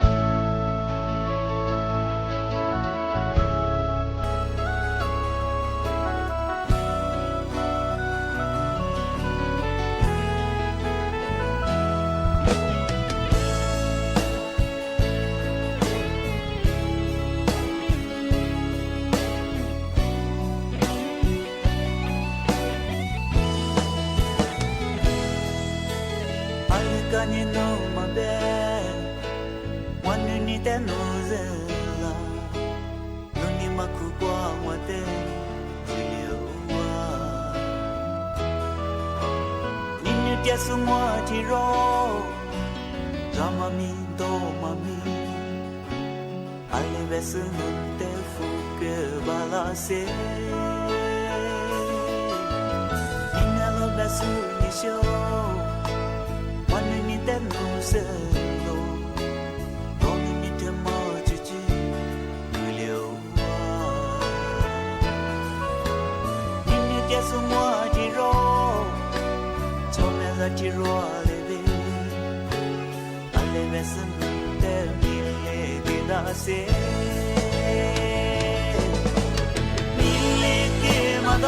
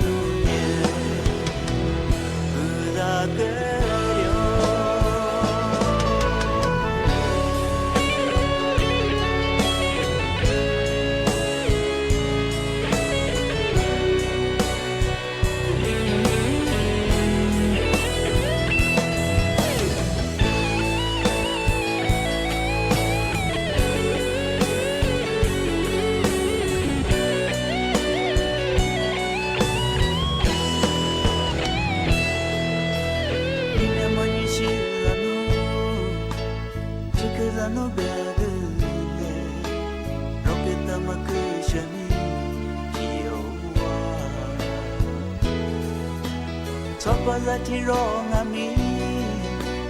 ya di jati lalu ane besno te ke da se ile ke mada no la de ile ke mada no la de ile ke mada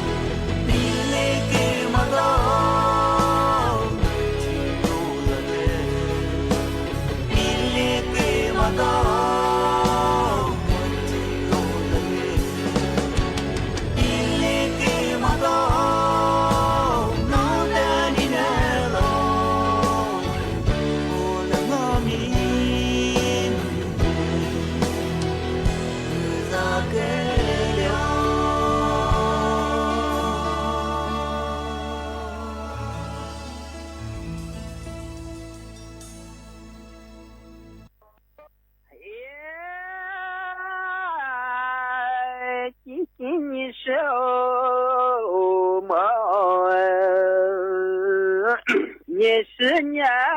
半百一天半，他怎么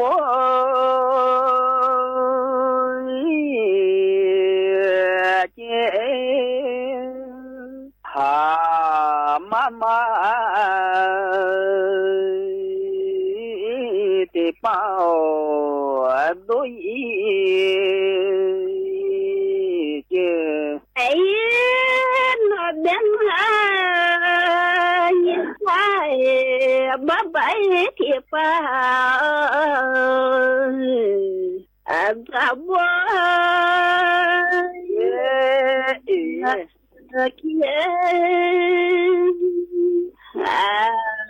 妈妈哟，铁板都也给。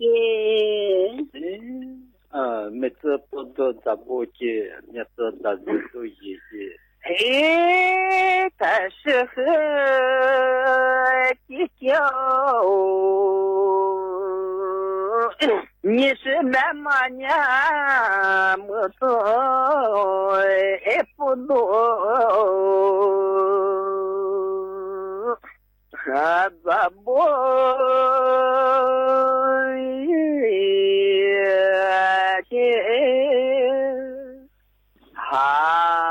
面子把都一件。嘿，那边你是边嘛呀？么子不是哎，咋不见？面子是说都也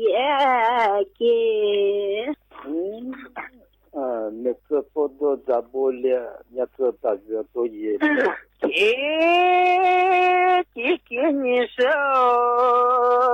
你是的嘛呀？么子不多，还咋不？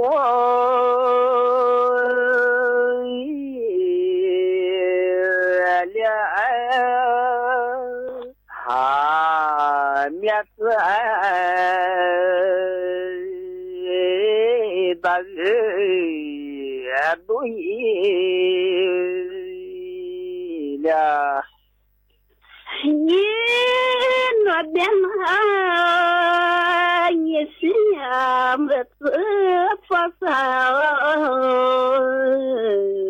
哎，咋不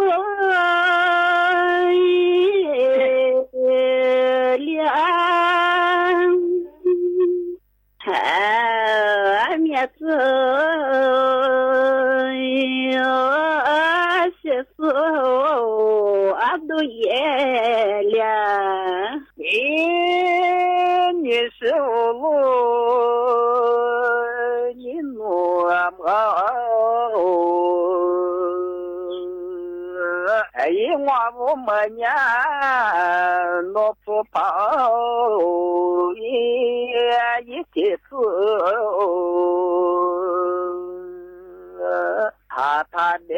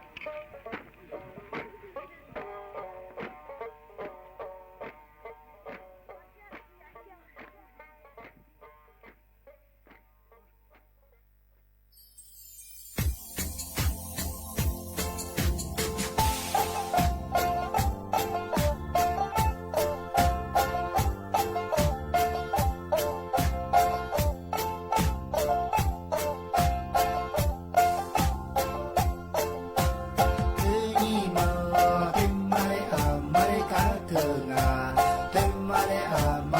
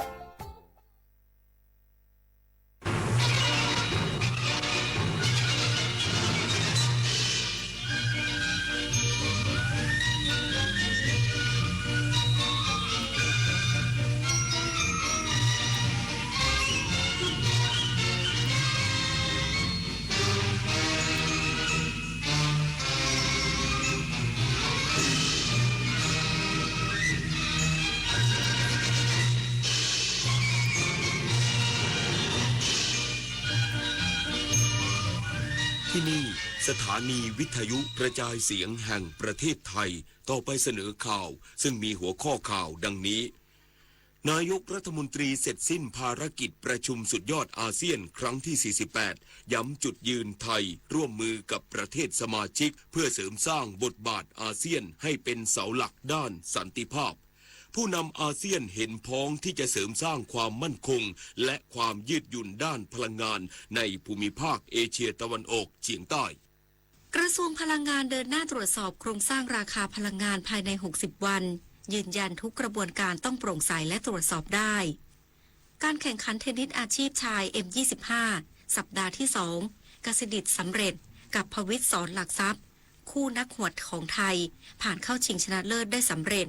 ต่อไปเป็นรายละเอียดของข่าวนายกรัฐมนตรีเสร็จสิ้นภารกิจประชุมสุดยอดอาเซียนครั้งที่48ย้ำจุดยืนไทยร่วมมือกับประเทศสมาชิกเพื่อเสริมสร้างบทบาทอาเซียนให้เป็นเสาหลักด้านสันติภาพ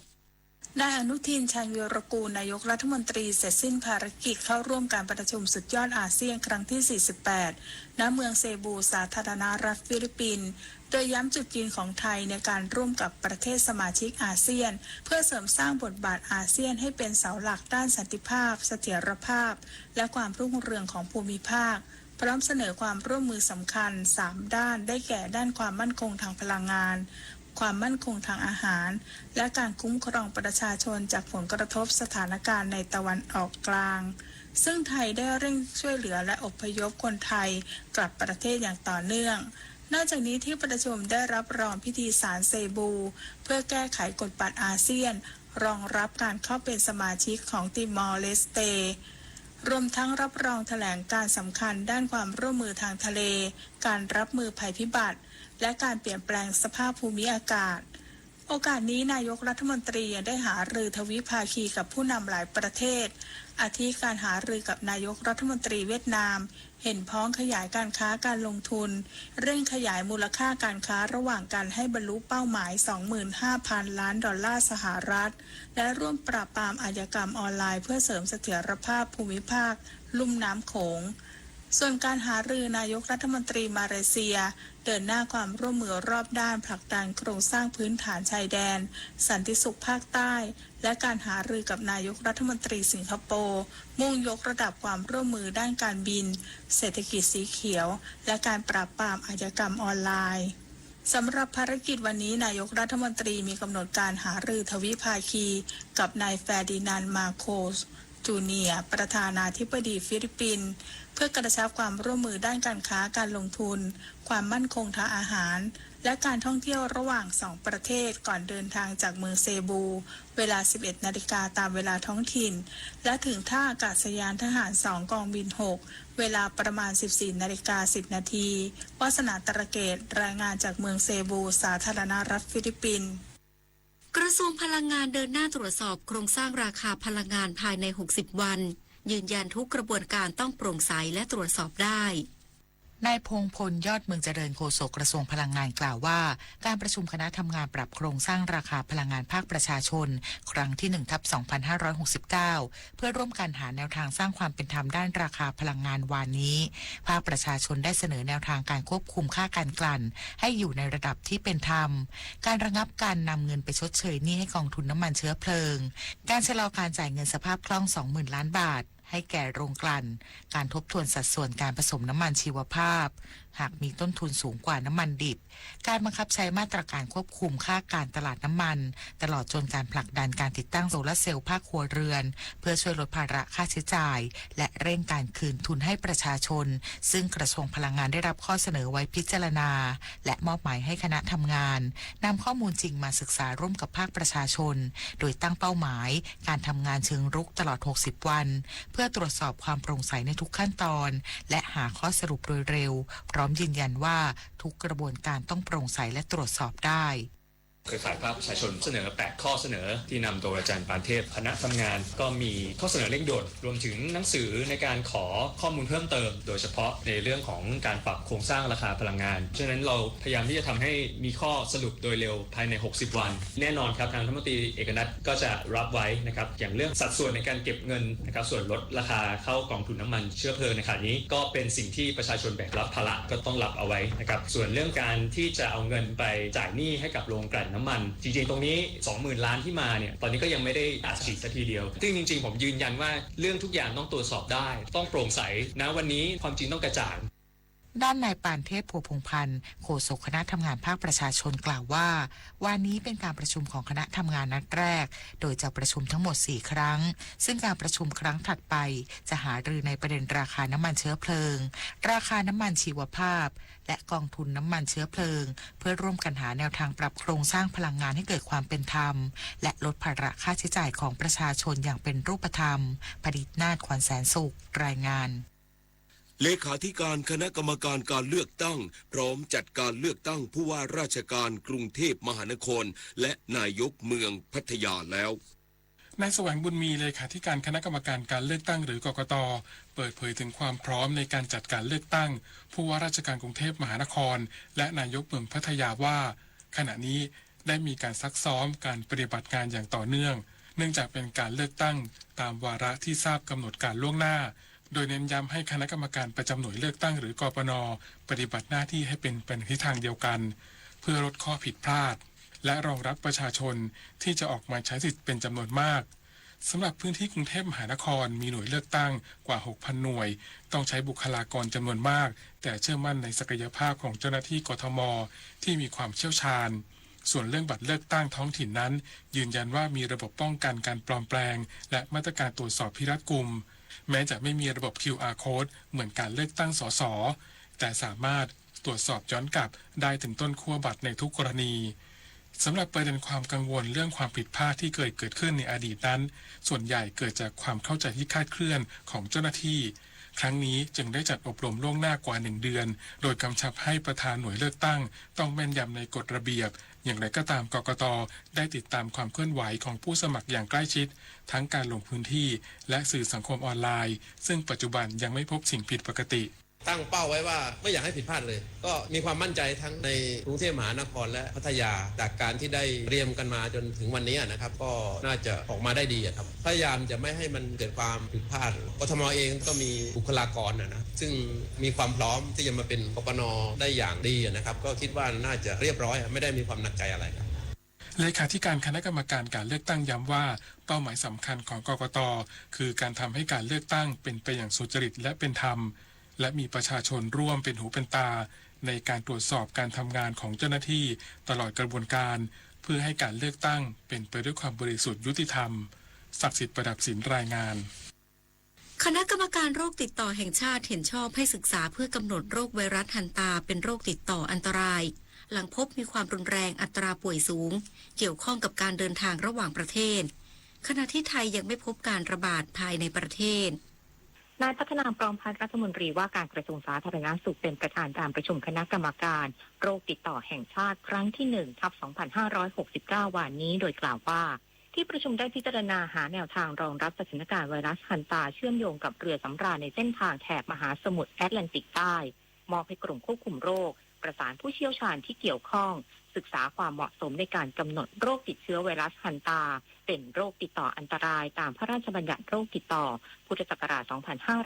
2558 และจัดทำการประเมินความเสี่ยงข้อเสนอทางวิชาการตลอดจนเตรียมความพร้อมระบบเฝ้าระวังห้องปฏิบัติการแนวทางตอบโต้ภาวะฉุกเฉินและการสื่อสารความเสี่ยงต่อประชาชนและหน่วยงานที่เกี่ยวข้องเพื่อรองรับการดำเนินมาตรการเฝ้าระวังป้องกันและควบคุมโรคตามกฎหมายได้อย่างเหมาะสมสอดคล้องกับระดับความเสี่ยงและทันต่อสถานการณ์เนื่องจากเป็นโรคอุบัติใหม่อุบัติซ้ำจากสัตว์สู่คนที่มีความรุนแรงสูงคือมีอาการปอดอักเสบหายใจล้มเหลวและไตวายเฉียบพลันมีอัตราป่วยตายสูงประมาณ30-40%มีรายงานการแพร่ระหว่างคนในบางสายพันธุ์เกี่ยวข้องกับการเดินทางระหว่างประเทศยังไม่มีการรักษาจำเพาะและไม่มีวัคซีนใช้แพร่หลายทั่วโลกสำหรับประเทศไทยยังไม่พบการในประเทศแต่มีมาตรการที่ดำเนินการแล้วคือการควบคุมโรคติดต่อระหว่างประเทศได้เข้มงวดเฝ้าระวังผู้เดินทางจากพื้นที่ที่มีรายงานโรคประสานข้อมูลกับสายการบินท่าเรือและหน่วยงานที่เกี่ยวข้องติดตามสถานการณ์ระหว่างประเทศอย่างใกล้ชิดระบบเฝ้าระวังภายในประเทศได้แจ้งเตือนหน่วยบริการสาธารณสุขทั่วประเทศเพิ่มการคัดกรองและสอบสวนโรคเน้นผู้ที่มีประวัติสัมผัสสัตว์ฟันแทะหรือเดินทางจากพื้นที่เสี่ยงยืนยันไทยมีศักยภาพรองรับการตรวจวินิจฉัยไวรัสฮันตาการสื่อสารความเสี่ยงสื่อสารข้อมูลข้อเท็จจริงต่อประชาชนอย่างต่อเนื่องย้ำว่าโรคนี้ไม่ได้แพร่ติดต่อง่ายเหมือนกับโควิด -19 หรือไข้หวัดใหญ่นฤมล อุดมพรรายงานธนาคารเพื่อการเกษตรและสหกรณ์การเกษตรเตรียมโอนเงินช่วยเหลือเกษตรกรอำเภอเทิงและอำเภอขุนตาลจังหวัดเชียงรายที่ได้รับผลกระทบจากอุทกภัยวงเงินกว่า60ล้านบาทวันที่12พฤษภาคมนี้นางสาวปิยรัตน์ติยภัยรัตน์รัฐมนตรีช่วยว่าการกระทรวงเกษตรและสหกรณ์เปิดเผยว่ากระทรวงเกษตรและสหกรณ์ได้ดำเนินการมาตรการเยียวยาเกษตรกรที่ได้รับผลกระทบจากสถานการณ์อุทกภัยในพื้นที่อำเภอเทิงและขุนตาลจังหวัดเชียงรายครอบคลุมพื้นที่ที่ได้รับผลกระทบกว่า 41,000 ไร่เกษตรกรได้รับสิทธิ์ช่วยเหลือจำนวน 3,991 รายโดยมีวงเงินช่วยเหลือรวมกว่า60ล้านบาทโดยธนาคารเพื่อการเกษตรและสหกรณ์การเกษตรหรือธกส.จะเริ่มโอนเงินช่วยเหลือให้เกษตรกรตั้งแต่วันที่12พฤษภาคมนี้เป็นต้นไปทั้งนี้ขอให้เกษตรกรติดตามการโอนเงินผ่านบัญชีธกส.อย่างใกล้ชิดและระมัดระวังมิจฉาชีพแอบอ้างเรียกรับผลประโยชน์ในทุกกรณีหลังปิดรับสมัครผู้ประกอบการเข้าร่วมโครงการไทยช่วยไทยลดภาระค่าครองชีพผ่านเครือข่ายรถพุ่มพวงมีผู้ประกอบการสนใจเข้าร่วมโครงการกว่า 10,000 รายนางสาวลลิดาเพลิดวิวัฒนารองโฆษกประจำสำนักนายกรัฐมนตรีเปิดเผยว่าหลังจากรัฐบาลโดยกรมการปกครองกระทรวงมหาดไทยร่วมกับกรมการค้าภายในและบริษัทไปรษณีย์ไทยจำกัดได้เปิดรับสมัครผู้ประกอบการเข้าร่วมโครงการรถพุ่มพวงไทยช่วยไทยและปิดรับสมัครไปเมื่อวันที่7พฤษภาคมที่ผ่านมาพบว่ามียอดผู้สมัครรวมทั้งสิ้น 1397 รายแบ่งเป็นกลุ่มรถ3ล้อพ่วงข้างมากที่สุดกว่า 4,500 รายรองลงมาคือรถยนต์และรถจักรยานยนต์สะท้อนให้เห็นถึงความพร้อมของเครือข่ายค้าขายเคลื่อนที่ในการเป็นกลไกหลักที่จะนำสินค้าราคาถูกไปถึงมือประชาชนในทุกพื้นที่ซึ่งรัฐบาลหวังจะยกระดับรถพุ่มพวงให้เป็นโครงข่ายเศรษฐกิจเคลื่อนที่สำหรับผู้เข้าร่วมโครงการจะได้รับการสนับสนุนจากภาครัฐทั้งด้านค่าน้ำมันเชื้อเพลิงชุดสินค้าเริ่มต้นและระบบสนับสนุนการจำหน่ายโดยแบ่งตามประเภทรถได้แก่รถยนต์สนับสนุนค่าน้ำมัน750 บาทต่อสัปดาห์หรือ 3,000 บาทต่อเดือนรถ3ล้อพ่วงข้าง375 บาทต่อสัปดาห์หรือ 1,500 บาทต่อเดือนและรถจักรยานยนต์250 บาทต่อสัปดาห์หรือ 1,000 บาทต่อเดือนนอกจากนี้ยังได้รับชุดสินค้าเริ่มต้นเพื่อนำไปจำหน่ายสร้างรายได้ในชุมชนระบบออเดอร์สินค้าล่วงหน้าหรือ Pre-order ผ่านกลุ่มไลน์ของไปรษณีย์อำเภอเพื่อเพิ่มความสะดวกและรวดเร็วต่อจากนี้ไปขอเชิญรับฟังเสียงจากใจไทยคู่ฟ้า รัฐบาลเดินหน้าหนุน SME เข้าถึงแหล่งทุนง่ายขึ้นผ่านมาตรการค้ำประกันสินเชื่อของบสย.ที่ยกไปให้บริการครบวงจรในงาน Money Expo 2026 Bangkok วันที่ 7-10 พฤษภาคมนี้ที่ Impact เมืองทองธานีไฮไลท์สำคัญได้แก่ Quick Big Win ค้ำประกัน 50,000 ล้านบาทฟรีค่าธรรมเนียม 3 ปีดอกเบี้ยไม่เกิน 3.5% โครงการกระบะพี่มีคลังค้ำช่วยเข้าถึงสินเชื่อรถกระบะค้ำได้นานสูงสุด 7 ปีและบสย.พร้อมช่วยฟื้นฟูลูกหนี้ลดต้นสูงสุด 50% ดอกเบี้ย 0% ทั้งหมดนี้ช่วยลดภาระเพิ่มสภาพคล่องและเพิ่มความแข็งแกร่งให้ SME ไทยเดินหน้าธุรกิจได้ต่อเนื่องในภาวะเศรษฐกิจผันผวนสื่อสารภารกิจรัฐบาลกับลลิดา พฤกษ์วัฒนารองโฆษกประจำสำนักนายกรัฐมนตรีแสนอาลัยสมเด็จพระพันปีหลวงไทยทั้งปวงหมองหม่นก่นร่ำให้พระผู้เสด็จสู่ฟ้าสวรรคาลัยแนบดวงใจตามพระบาททุกชาติภพปวงประชาน้อมสำนึกในพระมหากรุณาธิคุณเป็นล้นพ้นอันหาที่สุดมิได้ข้าพระพุทธเจ้าคณะผู้บริหารข้าราชการและเจ้าหน้าที่สถานีวิทยุกระจายเสียงแห่งประเทศไทยกรมประชาสัมพันธ์เมื่อโลกเปลี่ยนคนต้องปรับทักษะใหม่ที่เป็นกุญแจสู่อนาคตโลกเปลี่ยนเร็วขนาดนี้เราจะตามทันไหมนะทันสิแค่ไม่หยุดเรียนรู้เพิ่มทักษะใหม่ใช้เทคโนโลยีให้เป็นเราต้องเริ่มยังไงอะก็เริ่มจากตัวเรานี่แหละคิดเป็นทำเป็นรู้เท่าทันสื่อและมีคุณธรรมไงล่ะพัฒนาคนไทยให้ก้าวทันโลกยุคใหม่ใส่ใจเรียนรู้สู่อนาคตที่ยั่งยืน7:16 นาทีต่อไปรับฟังข่าวต่างประเทศประธานาธิบดีเฟอร์ดินานด์ มาโกส จูเนียร์ผู้นำฟิลิปปินส์กล่าวระหว่างพิธีปิดการประชุมสุดยอดผู้นำสมาคมประชาชาติแห่งเอเชียตะวันออกเฉียงใต้หรืออาเซียนครั้งที่ 48 ซึ่งจัดขึ้นที่จังหวัดเซบูประเทศฟิลิปปินส์เมื่อวันที่ 8 พฤษภาคมที่ผ่านมาโดยระบุว่าบรรดาผู้นำอาเซียนเห็นพ้องที่จะเสริมสร้างความมั่นคงและความยืดหยุ่นด้านพลังงานในภูมิภาคเอเชียตะวันออกเฉียงใต้ท่ามกลางราคาน้ำมันและราคาสินค้าโภคภัณฑ์ที่เพิ่มสูงขึ้นซึ่งเป็นผลมาจากสงครามในภูมิภาคตะวันออกกลางระหว่างสหรัฐและอิสราเอลกับอิหร่านนอกจากนี้บรรดาผู้นำอาเซียนยังเรียกร้องให้มีการให้สัตยาบันข้อตกลงว่าด้วยการความมั่นคงทางปิโตรเลียมของอาเซียนหรือ APSA โดยเร็วที่สุดซึ่งเป็นกลไกระดับภูมิภาคที่มีจุดประสงค์เพื่อเสริมสร้างเสถียรภาพด้านพลังงานและคุ้มครองประเทศสมาชิกของอาเซียนสำนักข่าวอัลจาซีรารายงานโดยอ้างการเปิดเผยของนายอับบาส อารักชี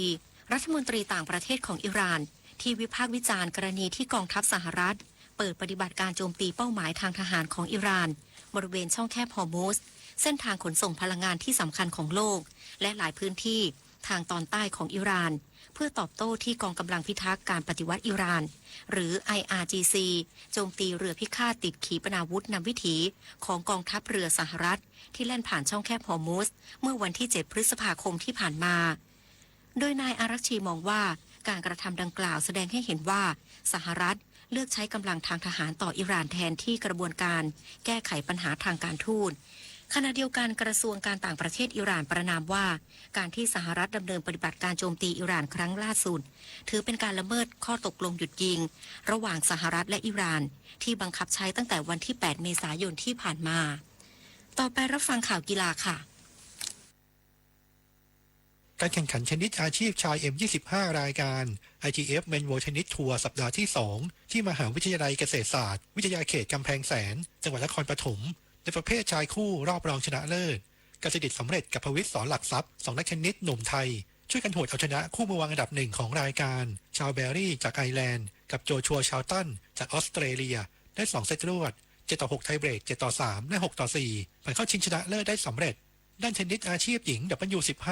หญิงเดี่ยวรอบก่อนรองชนะเลิศพัชรินทร์ชีพชาญเดชซึ่งเป็นมือวางอันดับ1โหดชนะนาโฮซาโตะมือวางอันดับ6จากญี่ปุ่น2-0เซต7-6ไทยเบรก7-4และ7-5เข้ารอบรองชนะเลิศไปพบกับเอริกะเซมะมือวางอันดับ4จากญี่ปุ่นขณะที่กมลวรรณยอดเพชรโหดชนะอีคยองซอจากเกาหลีใต้เจ้าของแชมป์สัปดาห์แรก2-1เซต6-0 4-6และ6-3ผ่านเข้าไปตัดเชือกกับหลิวหยูฮั่นจากจีน สนุกเกอร์เก็บสะสมคะแนนดิวิชั่น1รายการ3พิษณุโลกครับที่รัตนาแกรนด์คอนเวนชั่นจังหวัดพิษณุโลก F1 เทพชัยยาอุ่นหนูโชว์ความแม่นยำเอาชนะรุ่นน้องติมการชัดพงษ์นาสา4-2 เฟรม F1 ผ่านเข้ารอบชิงชนะเลิศได้สำเร็จโดยเข้าไปเจอกับแจ็คสระบุรีเดชวัฒน์พุ่มแจ้งดร.สาธิตปิตุเตชะที่ปรึกษากิติมศักดิ์สมาคมก้าวท้าใจพร้อมด้วยนายแพทย์ประกรณ์ตุงค้าเสรีรักษ์รองอธิบดีกรมอนามัยดร.นายแพทย์ไพโรจน์เสาน่วมรองผู้จัดการกองทุนสนับสนุนการสร้างเสริมสุขภาพสสส.นายแพทย์สุวรรณชัยวัฒนายิ่งเจริญชัยนายกสมาคมก้าวท้าใจร่วมกันแถลงข่าวการแข่งขันก้าวท้าใจ 10K Thailand Championship 2026 Presented by LG แข่งขันในวันอาทิตย์ที่ 21 มิถุนายนที่ลานคนเมืองศาลาว่าการกรุงเทพมหานครเสาชิงช้าโดยสนามนี้นับเป็นสนามวิ่ง 10 กิโลเมตรแห่งเดียวในประเทศไทยที่ได้รับการรับรองมาตรฐานระยะทางและสถิติจากสมาคมกีฬากรีฑาแห่งประเทศไทยชูคอนเซปต์สนามสายทำเวลาบนเส้นทางแลนด์มาร์คใจกลางกรุงเทพมหานครที่ไม่เหมือนใครสำหรับการแข่งขันครั้งนี้คาดว่าจะมีนักวิ่งร่วมงานกว่า 8,000 คนผู้สนใจดูข้อมูลการสมัครแข่งขันเพิ่มเติมได้ที่ Facebook ก้าวท้าใจ 10K Thailand Championship นายจุมพจน์วรรณชัดศิริผู้ว่าราชการจังหวัดสุราษฎร์ธานีเป็นประธานในพิธีเปิดศูนย์สื่อมวลชน Press Center ในการแข่งขันกีฬาเยาวชนแห่งชาติครั้งที่ 41 สุราษฎร์ธานีเกมระหว่างวันที่ 7-17 พฤษภาคมที่ห้องแกรนด์บอลลูม 8 โรงแรมบรรจงบุรีทั้งนี้ศูนย์สื่อมวลชนจัดตั้งขึ้นเพื่ออำนวยความสะดวกในการปฏิบัติงานของสื่อมวลชนในการเผยแพร่ประชาสัมพันธ์การแข่งขันกีฬาสุราษฎร์ธานีเกมไปสู่ประชาชนทั่วประเทศสหพันธ์แบดมินตันโลก BWF ประกาศยืนยันอย่างเป็นทางการให้ประเทศอียิปต์รับหน้าที่เป็นเจ้าภาพจัดการแข่งขันแบดมินตันเยาวชนชิงแชมป์โลก BWF World Junior Championship 2026แทนที่อินโดนีเซียที่ตัดสินใจสละสิทธิ์ไปก่อนหน้านี้โดยจะใช้คาริโออินเตอร์เนชั่นแนลสเตเดียมณกรุงไคโรเป็นสังเวียนหลักในการชิงชัยพิจิตร กาญจนกุลรายงาน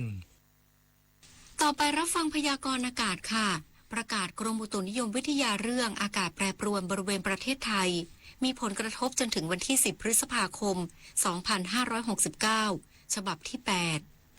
บริเวณภาคเหนือภาคตะวันออกเฉียงเหนือภาคตะวันออกภาคกลางรวมทั้งกรุงเทพมหานครและปริมณฑลมีฝนฟ้าคะนองกับมีลมกระโชกแรงและฝนตกหนักบางแห่งหลังจากนั้นอากาศจะคลายความร้อนลงเนื่องจากบริเวณความกดอากาศสูงหรือมวลอากาศเย็นจากประเทศจีนแผ่ปกคลุมภาคตะวันออกเฉียงเหนือและทะเลจีนใต้ประกอบกับมีลมใต้และลมตะวันออกเฉียงใต้พัดนำความชื้นจากอ่าวไทยและทะเลจีนใต้เข้ามาปกคลุมบริเวณประเทศไทยตอนบนสำหรับลมฝ่ายตะวันออกที่พัดปกคลุมภาคใต้และอ่าวไทยมีกำลังแรงขึ้นทำให้ภาคใต้มีฝนตกหนักถึงหนักมากบางแห่งจึงขอให้ประชาชนติดตามประกาศจากกรมอุตุนิยมวิทยาและสามารถติดตามข้อมูลที่เว็บไซต์กรมอุตุนิยมวิทยา www.tmd.go.th หรือที่หมายเลขโทรศัพท์ 023994012-13 และ 1182 ได้ตลอด 24 ชั่วโมงพยากรณ์อากาศตั้งแต่เช้าวันนี้จนถึงเช้าวันพรุ่งนี้ภาคเหนือมีฝนฟ้าคะนอง170ของพื้นที่กับมีลมกระโชกแรงลูกเห็บตกและมีฝนตกหนักบางแห่งบริเวณจังหวัดแม่ฮ่องสอนเชียงใหม่เชียงรายลำพูนลำปางพะเยาน่านแพร่อุตรดิตถ์สุโขทัยตากกำแพงเพชรพิษณุโลกพิจิตรและเพชรบูรณ์อุณหภูมิสูงสุด 30-37 องศาเซลเซียสภาคตะวันออกเฉียงเหนืออากาศร้อนในตอนกลางวันโดยมีฝนฟ้าคะนอง30%ของพื้นที่กับมีลมกระโชกแรงบางแห่งส่วนมากบริเวณจังหวัดเลยหนองบัวลำพูชัยภูมิขอนแก่นนครราชสีมาและบุรีรัมย์อุณหภูมิสูงสุด 32-37 องศาเซลเซียสภาคกลางอากาศร้อนในตอนกลางวันโดยมีฝนฟ้าคะนอง70%ของพื้นที่กับมีลมกระโชกแรงและมีฝนตกหนักบางแห่งบริเวณจังหวัดนครสวรรค์อุทัยธานีชัยนาทสิงห์บุรีอ่างทองลพบุรีสระบุรีพระนครศรีอยุธยาสุพรรณบุรีกาญจนบุรีราชบุรีนครปฐมสมุทรสาครและสมุทรสงครามอุณหภูมิสูงสุด 36-38 องศาเซลเซียสภาคตะวันออกอากาศร้อนในตอนกลางวันโดยมีฝนฟ้าคะนอง40%ของพื้นที่กับมีลมกระโชกแรงบางแห่งส่วนมากบริเวณจังหวัดนครนายกปราจีนบุรีสระแก้วฉะเชิงเทราชลบุรีและระยองอุณหภูมิสูงสุด 34-38 องศาเซลเซียสลมตะวันออกเฉียงใต้ความเร็ว 15-30 กิโลเมตรต่อชั่วโมงทะเลมีคลื่นสูงประมาณ1 เมตรบริเวณที่มีฝนฟ้าคะนองคลื่นสูงมากกว่า2 เมตร ภาคใต้ฝั่งตะวันออกมีฝนฟ้าคะนอง60%ของพื้นที่และมีฝนตกหนักบางแห่งบริเวณจังหวัดชุมพรสุราษฎร์ธานีนครศรีธรรมราชพัทลุงและสงขลาอุณหภูมิสูงสุด 33-37 องศาเซลเซียสลมตะวันออกความเร็ว 15-30 กิโลเมตรต่อชั่วโมงทะเลมีคลื่นสูงประมาณ1 เมตรบริเวณที่มีฝนฟ้าคะนองคลื่นสูงมากกว่า2 เมตรภาคใต้ฝั่งตะวันตกมีฝนฟ้าคะนอง60%ของพื้นที่และมีฝนตกหนักบางแห่งบริเวณจังหวัดพังงาภูเก็ตกระบี่ตรังและสตูลอุณหภูมิสูงสุด 34-36 องศาเซลเซียสลมตะวันออกความเร็ว 10-30 กิโลเมตรต่อชั่วโมงทะเลมีคลื่นต่ำกว่า1 เมตรบริเวณที่มีฝนฟ้าคะนองคลื่นสูงมากกว่า2 เมตรกรุงเทพมหานครและปริมณฑลอากาศร้อนในตอนกลางวันโดยมีฝนฟ้าคะนอง60%ของพื้นที่กับมีลมกระโชกแรงและมีฝนตกหนักบางแห่งอุณหภูมิสูงสุด 36-38 องศาเซลเซียสสภาวะระดับน้ำในแม่น้ำเจ้าพระยาที่หน้ากองบัญชาการกองทัพเรือคำนวณโดยกรมอุทกศาสตร์กองทัพเรือวันนี้น้ำขึ้นเต็มที่เวลา 4:42 นาที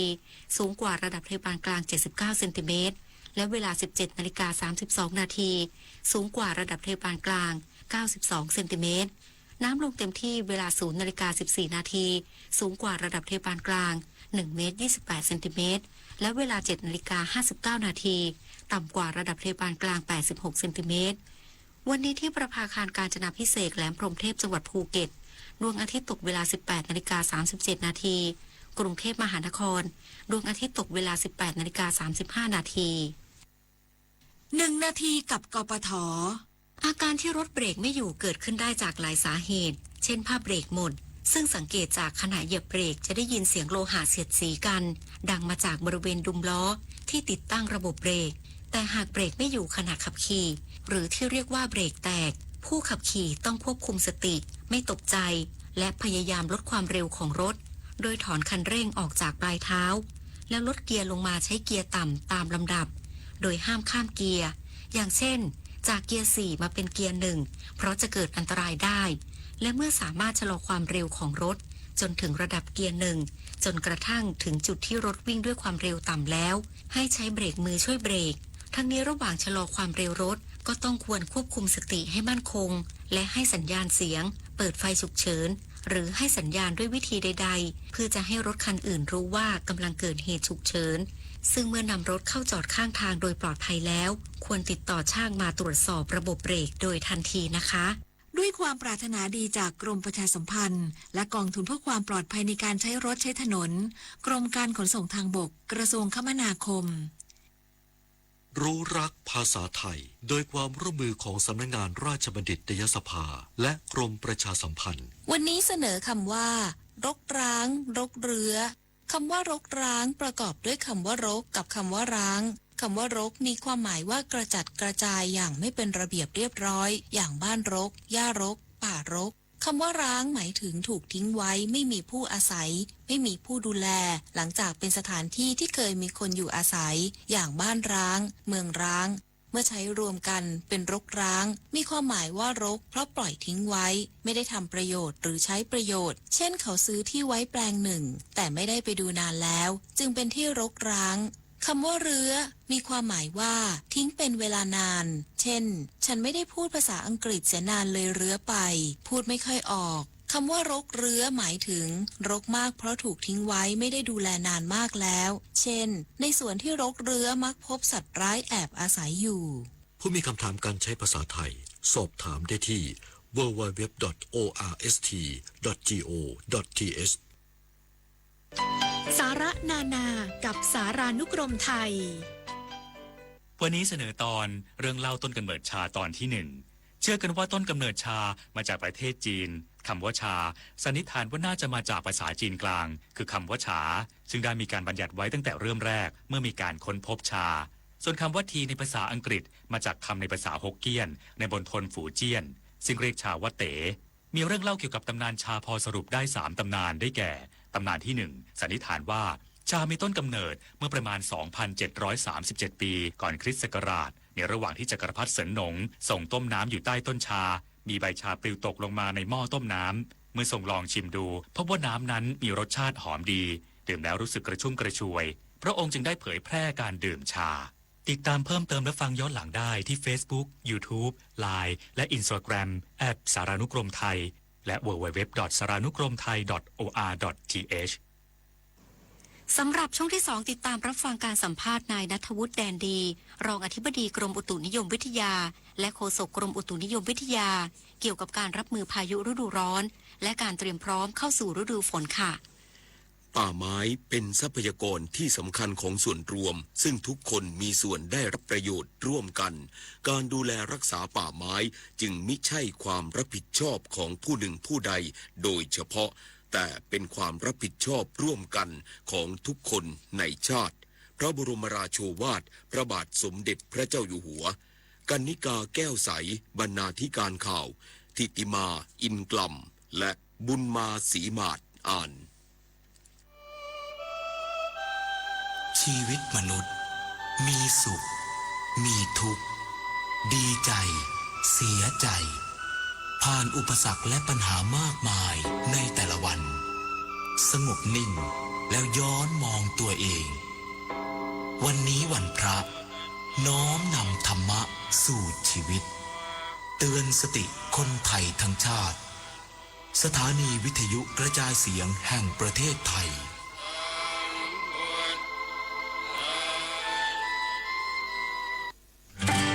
ถนนดนตรีไลฟ์เดือนพฤษภาคมเป็นเพื่อนกันมันไม่ง่ายกับเขียวคาราบาวและสีเผือกคนด่านเกวียนในถนนดนตรีไลฟ์เพื่อนชีวิตวันศุกร์ที่ 29 พฤษภาคมเวลา 18 นาฬิกาเป็นต้นไปณห้องออดิทอเรียมอาคารปฏิบัติการสื่อใหม่ถนนวิภาวดีรังสิตติดต่อเข้าชมโดยไม่เสียค่าใช้จ่ายได้ที่ Facebook ถนนดนตรีเรายังเป็นนักเดินทางกลับมารับฟังข่าวในช่วงที่2ครับท่านผู้ฟังครับช่วงเดือนนี้ประเทศไทยเริ่มมีฝนเพิ่มขึ้นและอาจเกิดพายุฤดูร้อนบางพื้นที่เป็นสัญญาณที่เริ่มเข้าสู่ฤดูฝนอย่างเต็มตัวโดยในช่วงรอยต่อสำคัญนี้ระหว่างฤดูร้อนกับฤดูฝนกรมอุตุนิยมวิทยาจะมีมาตรการอะไรเพื่อให้ประชาชนและเกษตรกรมีความพร้อมในการรับมือภัยธรรมชาติติดตามเรื่องนี้จากนายณัฐวุฒิแดนดีรองอธิบดีกรมอุตุนิยมวิทยาและโฆษกกรมอุตุนิยมวิทยาสัมภาษณ์โดยนายศักดิ์สิทธิ์ประดับสินครับครับสวัสดีครับท่านรองณัฐวุฒิครับสวัสดีครับครับในช่วงเดือนพฤษภาคมนี้ประเทศไทยเริ่มมีฝนเพิ่มขึ้นแต่ก็ยังไม่สม่ำเสมอจากภาพจำลองสภาพอากาศล่าสุดทางกรมอุตุนิยมวิทยาเนี่ยคาดการณ์ว่าประเทศไทยจะเข้าสู่ฤดูฝนอย่างเต็มตัวในช่วงไหนของเดือนพฤษภาคมครับตอนนี้เรากำลังประเมินอยู่นะครับซึ่งก็มีหลายปัจจัยที่เริ่มจะบ่งบอกว่าจะเข้าสู่ฤดูฝนแล้วเช่นฝนจะเริ่มมีการกระจายตัวมากขึ้นนะครับซึ่งก็จะเห็นว่าตั้งแต่วันที่6ยาวถึงวันที่18 19 20เลยยาวตลอดช่วงเลยครับจะมีฝนเพิ่มขึ้นนะฮะโดยเฉพาะอย่างยิ่งฝนจะเริ่มในภาคใต้ค่อนข้างเยอะในช่วงแรกนะครับแล้วก็ขยับมาภาคกลางแล้วก็ภาคตะวันออกเฉียงเหนือภาคเหนือนะครับก็ฝนก็จะกระจายตัวทั้งประเทศเลยครับแต่สิ่งที่ยังประเมินอยู่ตอนนี้คือเรื่องของลมนะครับลมระดับล่างเนี่ยเริ่มมาเป็นลมน่านเซาถึงเซาเวสซึ่งเป็นไปตามแพทเทิร์นที่จะเข้าสู่ฤดูฝนแล้วนะครับแต่ลมระดับบนนะฮะยังอยู่ในเกณฑ์ที่กำลังสวิงอยู่นะครับซึ่งก็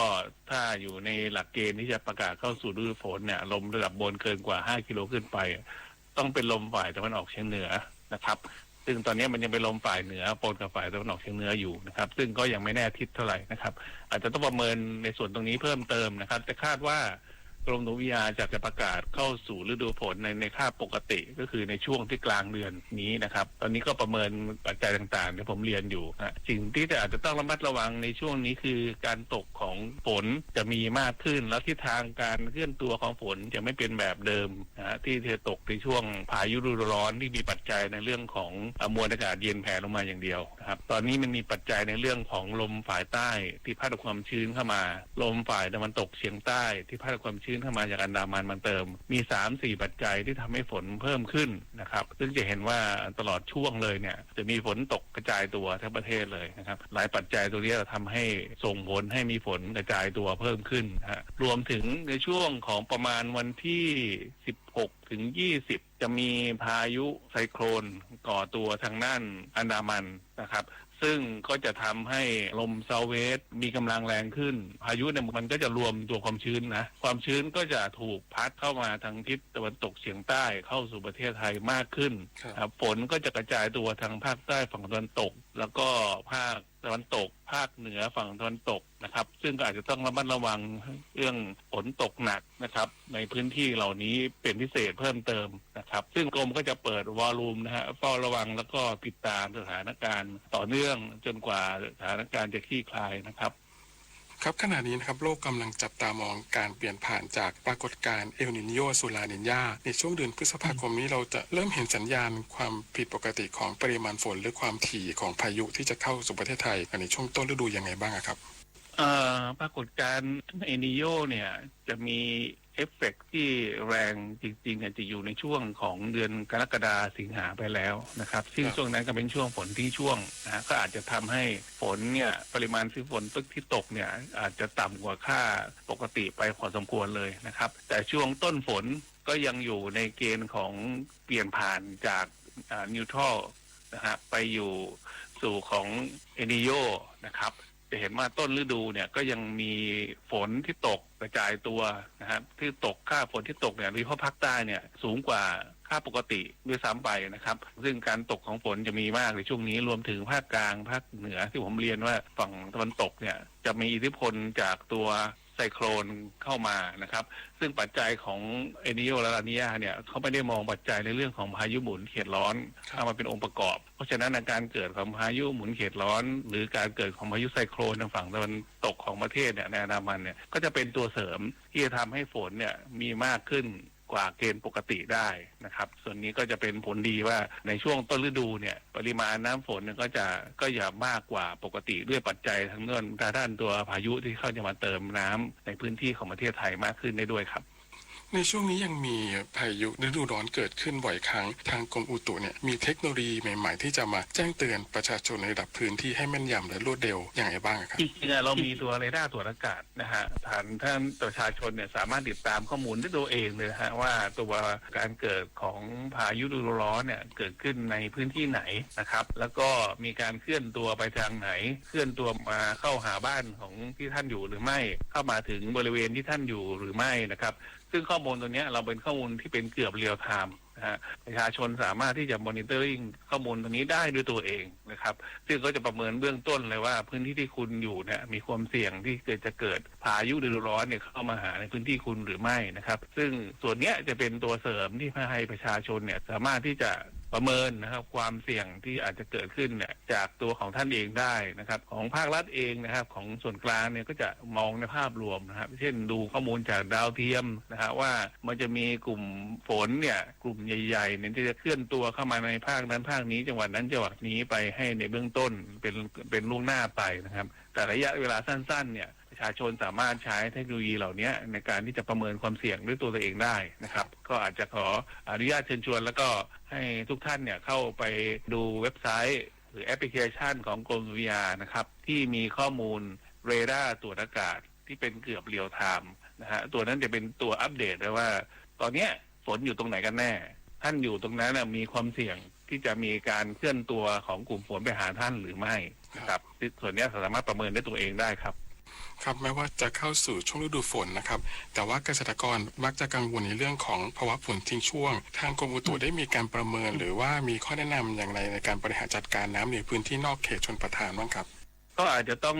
สิ่งที่ต้องเตรียมการนะครับคือต้นฝนเนี่ยฝนค่อนข้างดีนะครับแต่ว่าพอช่วงฝนทิ้งช่วงเนี่ยมันอยู่ในช่วงของปรากฏการณ์เอลนิโญเนี่ยที่เป็นค่อนข้างที่จะเริ่มรุนแรงนะครับเพราะฉะนั้นพื้นที่ที่อยู่นอกเขตชลประทานเนี่ยฝนอาจจะน้อยกว่าค่าปกติค่อนข้างเยอะนะครับถ้าเพาะปลูกในช่วงที่ใกล้เคียงอาจจะขยับออกไปนะครับหรือหาแหล่งน้ำนะครับซึ่งปัจจุบันเนี่ยเข้าใจว่าประชาชนเนี่ยมีแหล่งน้ำเพิ่มเติมนะว่ามันจะเป็นเรื่องการเจาะน้ำบาดาลการขุดบ่อ ที่จะเก็บน้ำสำรองนะครับในช่วงต้นฝนเนี่ยที่จะมีฝนค่อนข้างที่จะมีน้ำที่จะจัดเก็บได้เนี่ยก็อาจจะต้องเก็บรักษาน้ำส่วนนี้เพื่อไปใช้ในช่วงที่ฝนที่ช่วงเพื่อจะรอฝนกลับมาอีกทีประมาณช่วงเดือนกลางสิงหาตุลาสิงหากันยานะครับช่วงนั้นฝนก็จะกลับเข้ามาแล้วก็อาจจะมีพายุหมุนเขตร้อนทางฝั่งฟิลิปปินส์เนี่ยเข้ามาเติมน้ำในประเทศได้ในช่วงนั้นนะครับอาจจะต้องติดตามข้อมูลข่าวสารของกรมอุตุนิยมวิทยาอย่างใกล้ชิดว่าในช่วงนั้นเนี่ยมีปัจจัยที่จะเติมน้ำให้กับเกษตรกรได้ไหมนะครับถ้าไม่ได้ก็คงต้องใช้น้ำสำรองที่ผมเรียนเนี่ยเอามาบรรเทานะครับเพื่อจะไม่ให้ตัวพืชหรืออะไรที่มันขาดน้ำจนเกิดการเสียหายเกิดขึ้นครับครับปัจจุบันนะครับเราพบว่าฤดูกาลเริ่มเพี้ยนเช่นอากาศร้อนจัดกว่าปกติหรือฝนตกหนักแบบเฉพาะจุดในมุมมองของท่านรองเนี่ยมีแผนในการปรับปรุงโมเดลการพยากรณ์อย่างไรให้รู้เท่าทันความผันผวนของสภาพอากาศโลกที่รุนแรงขึ้นนะครับครับเมื่อก่อนเราจะมีโมเดลที่เป็นลักษณะของ forecast เป็นช่วงๆนะครับอัปเดตก็ไม่ค่อยถี่นะครับแต่ปัจจุบันเนี่ยเราใช้เทคโนโลยี AI นะเริ่มมีการใช้เทคโนโลยี AI ตามมติครม.ที่ให้ความเห็นชอบนะครับซึ่งก็มีการทำ proof of concept นะครับการทดลองใช้มา 3-4 เดือนแล้วนะครับซึ่งก็ได้ผลค่อนข้างดีว่าข้อมูลของโมเดลเนี่ยมันจะมีความละเอียดมากขึ้นมีการ forecast ที่ถี่ขึ้นและเจาะจงพื้นที่มากขึ้นโดยใช้ AI เข้ามาช่วยนะครับซึ่งส่วนนี้ก็คาดว่าเราจะสามารถมอนิเตอร์ตัวปัจจัยสภาพอากาศหรือฝนหรือปัจจัยอื่นๆเนี่ยนะครับได้อย่างใกล้ชิดยิ่งขึ้นมีข้อมูลที่อัปเดตมากขึ้นนะครับด้วยเทคโนโลยีที่ใหม่เนี่ยอาจจะทำให้เรามีศักยภาพที่เพิ่มสูงขึ้นกว่าที่เรามีอยู่ในของเดิมนะครับของเดิมเนี่ยเรามีข้อจำกัดค่อนข้างมากในเรื่องของตัวศักยภาพของคอมพิวเตอร์ที่ไม่ค่อยจะทันสมัยเท่าปัจจุบันแล้วก็โมเดลที่ใช้งานก็จะเป็นรุ่นเดิมรุ่นเก่าหลายสิบปีที่แล้วซึ่งก็จะมีข้อจำกัดว่าจะเพิ่มจำนวนข้อมูลเข้าไปเยอะๆเขาก็ทำงานไม่ได้นะฮะแต่ละสิ่งที่เราจะปรับเปลี่ยนคือจะมาใช้เทคโนโลยีใหม่คือperformanceที่สูงขึ้นนะฮะมีการใช้ AI ซึ่งเป็นเทคโนโลยีที่สามารถที่จะประเมินหรือดูเซนเนริโอของฝนนะว่าตัวฝนเนี่ยมันมีพฤติกรรมแบบไหนในพื้นที่นี้สามารถที่จะไปใช้ในเรื่องของทำ impact based forecast หมายถึงว่าจุดไหนที่มีความเปราะบางเช่นพื้นที่ไหนที่มีการตกของฝนถึงแม้ปริมาณไม่มากแต่ก็เกิดน้ำป่าไหลหลากเกิดน้ำล้นตลิ่งได้ในพื้นที่เหล่านั้นเราก็จะสโคปไปในตัวโมเดลให้ AI มันเรียนรู้นะครับซึ่งส่วนนี้ถ้ามีพารามิเตอร์หรือมีซีนาริโอที่มันบ่งบอกว่าพื้นที่ตรงนั้นมีความเสี่ยงตัวโมเดลก็จะแจ้งเตือนออกมาเป็นเบื้องต้นนะครับซึ่งนักอุตุนิยมวิทยาก็จะใช้ข้อมูลนี้มาประเมินความเสี่ยงอีกทีหนึ่งว่าข้อมูลที่โมเดลให้มาเนี่ยมีความถูกต้องแม่นยำมากน้อยแค่ไหนประกอบการตัดสินใจซึ่งส่วนนี้จะเป็นข้อมูลใหม่ๆหรือเป็นเทคโนโลยีใหม่ๆที่จะมาช่วยให้นักอุตุวิทยามีความมั่นใจและสามารถที่จะเจาะจงพื้นที่ในการที่จะพยากรณ์ได้อย่างแม่นยำขึ้นนะครับครับวันนี้ต้องขอบคุณคุณณัฐวุฒิแดนดีรองอธิบดีกรมอุตุนิยมวิทยาและโฆษกกรมอุตุนิยมวิทยาเป็นอย่างสูงนะครับที่มาให้ข้อมูลที่เป็นประโยชน์กับประชาชนในวันนี้สวัสดีครับครับสวัสดีครับขอบคุณครับทุกครั้งที่เราออกไปเที่ยวธรรมชาติให้ความสุขกับเราเสมอแต่รู้ไหมขยะเพียงชิ้นเดียวอาจทำลายความสวยงามไปอีกนานหยุดทิ้งเริ่มเก็บพกถุงขยะส่วนตัวแยกก่อนทิ้งให้ถูกที่เที่ยวอย่างมีวินัยคือของขวัญที่ดีที่สุดให้โลกร่วมกันดูแลแหล่งท่องเที่ยวไทยให้สวยสะอาดปลอดมลพิษไปนานๆสำนักงานป้องกันและบรรเทาสาธารณภัยจังหวัดพะเยาได้แจ้งเตือนประชาชนให้เฝ้าระวังพายุฤดูร้อนอากาศแปรปรวนเพื่อเตรียมป้องกันความเสียหายที่อาจเกิดขึ้นติดตามจากรายงานพิเศษค่ะกรมอุตุนิยมวิทยาได้ออกประกาศเรื่องสภาพอากาศแปรปรวนบริเวณประเทศไทยมีผลกระทบถึงวันที่10พฤษภาคม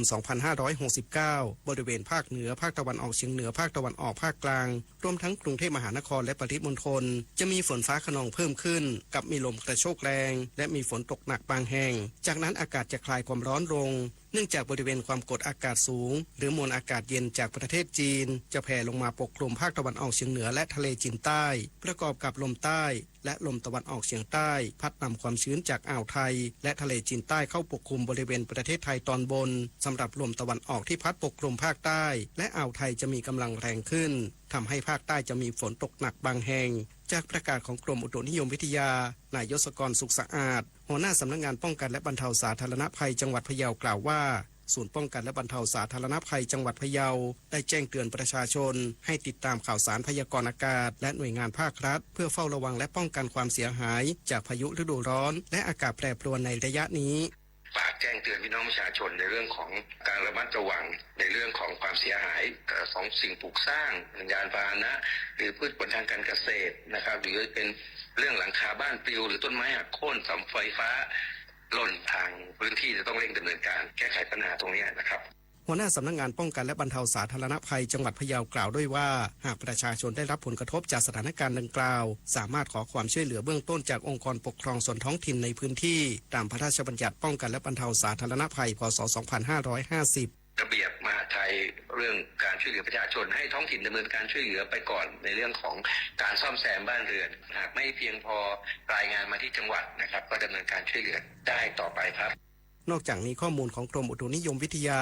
ได้คาดการณ์สภาพอากาศและเฝ้าระวังพายุเดือนพฤษภาคม 2569 ช่วงระหว่างวันที่ 4-6 พฤษภาคม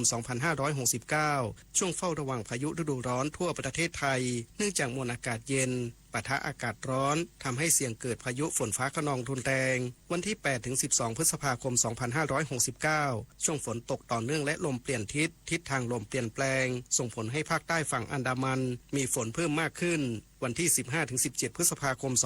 2569 สัญญาณการเข้าสู่ฤดูฝนลมตะวันตกเฉียงใต้พัดแรงขึ้นนำกลุ่มฝนจากทะเลเข้าสู่ภาคใต้ขอให้ประชาชนระวังอันตรายจากฝนฟ้าคะนองลมกระโชกแรงโดยหลีกเลี่ยงการอยู่ที่โล่งแจ้งใต้ต้นไม้ใหญ่สิ่งปลูกสร้างและป้ายโฆษณาที่ไม่แข็งแรงรวมทั้งระวังอันตรายจากฝนตกหนักและฝนที่ตกสะสมซึ่งอาจทำให้เกิดน้ำท่วมฉับพลันน้ำป่าไหลหลากสำหรับเกษตรกรควรเสริมความแข็งแรงให้กับไม้ผลและเตรียมป้องกันความเสียหายที่อาจเกิดขึ้นกับผลผลิตทางการเกษตรและสัตว์เลี้ยงรวมทั้งดูแลรักษาสุขภาพในช่วงสภาพอากาศเปลี่ยนแปลงไว้ด้วยสรวิชัยคำสวท.พะเยารายงานสถานการณ์ไฟป่าในพื้นที่จังหวัดนราธิวาสยังคงน่ากังวลผู้ว่าราชการจังหวัดสั่งระดมกำลังเฝ้าระวังตลอด 24 ชั่วโมงพร้อมประสานอากาศยานขึ้นบินโปรยน้ำสนับสนุนภารกิจดับไฟทางอากาศติดตามได้จากรายงานค่ะสถานการณ์ไฟป่าในจังหวัดนราธิวาสยังคงน่าเป็นห่วงหลังเกิดไฟไหม้ป่าต่อเนื่องหลายพื้นที่ส่งผลกระทบทั้งต่อทรัพยากรธรรมชาติคุณภาพอากาศและการดำรงชีวิตของประชาชนโดยเฉพาะพื้นที่ป่าพรุซึ่งเป็นระบบนิเวศสำคัญและยากต่อการควบคุมเมื่อเกิดเพลิงลุกไหม้ล่าสุดนายบุญช่วยหอมยามเย็นผู้ว่าราชการจังหวัดนราธิวาสลงพื้นที่ติดตามสถานการณ์ไฟไหม้ป่าบริเวณบ้านตะโละมียอหมู่ที่1ตำบลตะปอยออำเภอยี่งอในพื้นที่โครงการพลุบาเจาะไม้แก่นอันเนื่องมาจากพระราชดำริหรือป่าพลุบาเจาะหลังเกิดไฟลุกไหม้มาตั้งแต่วันที่ 4 พฤษภาคมที่ผ่านมาพื้นที่ป่าแห่งนี้มีเนื้อที่กว่า 1,200 ไร่ล่าสุดได้รับความเสียหายแล้วมากกว่า300ไร่ขณะที่เจ้าหน้าที่ยังคงเร่งระดมกำลังลดน้ำและเครื่องสูบน้ำเข้าควบคุมสถานการณ์อย่างต่อเนื่องเพื่อป้องกันไม่ให้ไฟลุกลามเป็นวงกว้างไฟป่าของนราธิวาสนะครับก็มีเพิ่มมาอีกจุดหนึ่งนะครับก็คือจุดที่ยี่งอนะครับเป็น6จุดนะครับซึ่งแต่ละจุดเราก็มีผู้รับผิดชอบตอนนี้ก็ชลประทานก็เอาน้ำเข้ามาในแปลงนี้ซึ่งสูบเป็นท่อใช้เครื่องสูบขนาดใหญ่นะครับสูบขึ้นมาเข้าในร่องนี้แล้วก็เอาเครื่องสูบของหับหามเนี่ยใส่เข้าไปอีกทีหนึ่งแต่ที่สำคัญคือต้องระบายน้ำเข้าไปในปาล์มถึงจะดับสนิทครับอีกอย่างก็คือต้องรอฝนขณะนี้จังหวัดนราธิวาสเกิดไฟไหม้ป่ารวม6จุดในพื้นที่อำเภอยี่งออำเภอตากใบและสุไหงปาดีโดยอุปสรรคสำคัญในการดับไฟคือสภาพอากาศแห้งลมแรงและแหล่งน้ำอยู่ห่างจากพื้นที่เกิดเหตุส่งผลให้การเข้าควบคุมเพลิงเป็นไปด้วยความยากลำบากเจ้าหน้าที่บางส่วนต้องโค่นต้นปาล์มเพื่อทำแนวกันไฟลดความเสี่ยงการลุกลามไปยังพื้นที่ใกล้เคียงนอกจากนี้กลุ่มควันจากไฟป่ายังเริ่มส่งผลกระทบต่อประชาชนในพื้นที่และบางจุดอยู่ใกล้สนามบินแม้ขณะนี้ยังไม่กระทบต่อการบินแต่หน่วยงานที่เกี่ยวข้องยังคงติดตามสถานการณ์อย่างใกล้ชิดและจังหวัดนราธิวาสได้ประสานขอรับการสนับสนุนเฮลิคอปเตอร์จากกรมอุทยานแห่งชาติสัตว์ป่าและพันธุ์พืชเพื่อช่วยดับไฟในพื้นที่อำเภอตากใบและสุไหงปาดีโดยจะเริ่มปฏิบัติภารกิจในวันนี้เป็นเวลา5วันเฮลิคอปเตอร์จากกรมอุทยานสัตว์ป่าและพันธุ์พืชจะมาก็จะไปดับที่สุไหงปาดีก่อน2จุดแล้วก็จะไปที่บางขุนทองจะไปที่พร่อน แล้วก็ไปที่ปากปลาแล้วก็เก็บรายละเอียดของแกก็ใช้เวลา5 วันนะครับก็น่าจะเรียบร้อยพร้อมกันนี้ผู้ว่าราชการจังหวัดนราธิวาสขอความร่วมมือประชาชนช่วยเฝ้าระวังและแจ้งเบาะแสผู้ลักลอบเผาป่าผ่านสายด่วนศูนย์ดำรงธรรม1567ซึ่งจังหวัดตั้งรางวัลนำจับผู้กระทำผิดไว้จำนวน 50,000 บาทเพื่อร่วมกันหยุดปัญหาไฟป่าที่กำลังส่งผลกระทบต่อสิ่งแวดล้อมและประชาชนในพื้นที่ขณะนี้ปพิชานันเทพรักษ์สวทนราธิวาสรายงานผู้แจ้งเบาะแสคือผู้ที่กล้ายืนหยัดเพื่อปกป้องความถูกต้องของสังคมสวัสดีครับผมพลตรีสิริวัฒน์ดีพอครับผู้กำกับการตำรวจสืบสวนสอบสวนอาชญากรรมทางเทคโนโลยีในฐานะรองโฆษกสำนักงานตำรวจแห่งชาติครับพี่น้องประชาชนที่เป็นพลเมืองดีแจ้งข้อมูลเบาะแสทุจริตในหน้าที่ของข้าราชการถ้าเกิดว่าแจ้งข้อมูลกับเจ้าพนักงานสืบสวนสอบสวนคดีอาญาหรือพนักงานผู้มีหน้าฟ้องคดีอาญาจะเข้ากระบวนการตามพรบคุ้มครองพยานในคดีอาญาปี2546จะได้รับสิทธิการคุ้มครองดูแลความปลอดภัยดังนั้นเนี่ยถ้าเรามีพี่น้องประชาชนเนี่ยช่วยเป็นหูเป็นตาเป็นเกราะป้องกันชั้นดีให้สังคมครับเมื่อผู้แจ้งเบาะแสปลอดภัยสังคมก็ปลอดการทุจริตมากขึ้นส่งเสียงแห่งความซื่อสัตย์แจ้งศูนย์บริการข้อมูลปปช1205คนไทยใจสุจริตไม่ให้ไม่รับไม่ทนสนับสนุนโดยกองทุนปปช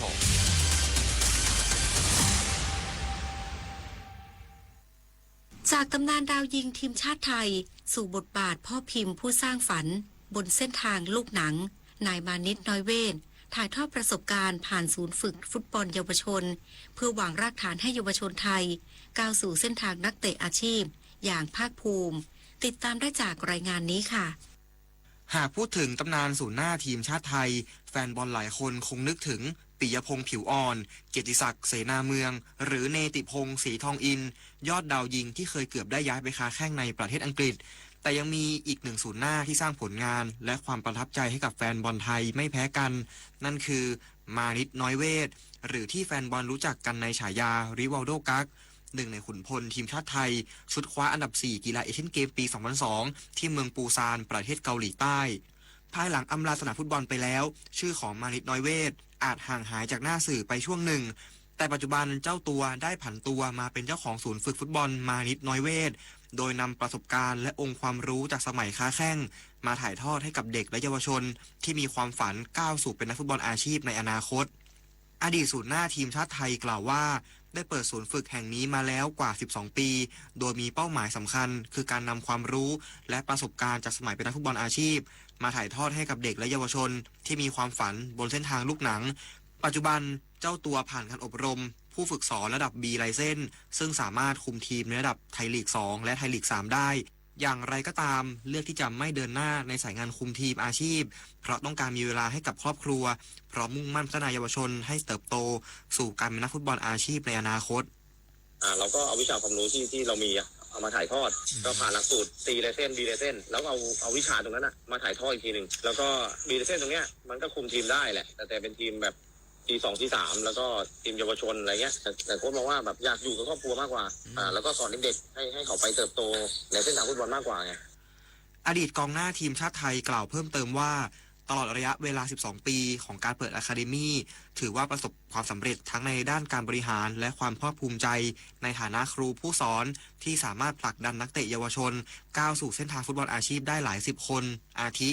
มานิตาน้อยเวทกุลิศราลิ้มปาวนิชและภูรินัทภูลกำลังที่สามารถก้าวขึ้นไปติดทีมฟุตบอลเยาวชนทีมชาติไทยรวมถึงอิทธิพลทิพเนศดาวรุ่งของ BG ปทุมยูไนเต็ดและอีกหลายคนที่กำลังเดินหน้าในเส้นทางนักฟุตบอลอาชีพตอนนี้ล่าสุดที่ฝึกมาพร้อมกับกาก้าเพิ่งเป็นเซ็น BG เจ้าโฟโต้อิทธิมนต์ฝึกกับพร้อมกาก้าตอน7 ขวบคู่กันเลยนั่นแหละเปิดสาขารุ่นแรกที่สุพรรณแล้วก็มีเจ้าไอซ์ตอนนี้อยู่ทูแบงคอกเล่นเห็นสุพรรณยืมตัวไปเล่นอยู่แป๊บหนึ่งนี่แหละคือรุ่นแรกจากอดีตศูนย์หน้าผู้สร้างความสุขให้แฟนบอลไทยในสนามสู่วันนี้ในบทบาทครูฟุตบอลของเยาวชนมานิตน้อยเวทยังคงเดินหน้าส่งต่อประสบการณ์และแรงบันดาลใจให้กับเด็กๆที่มีความฝันบนเส้นทางลูกหนัง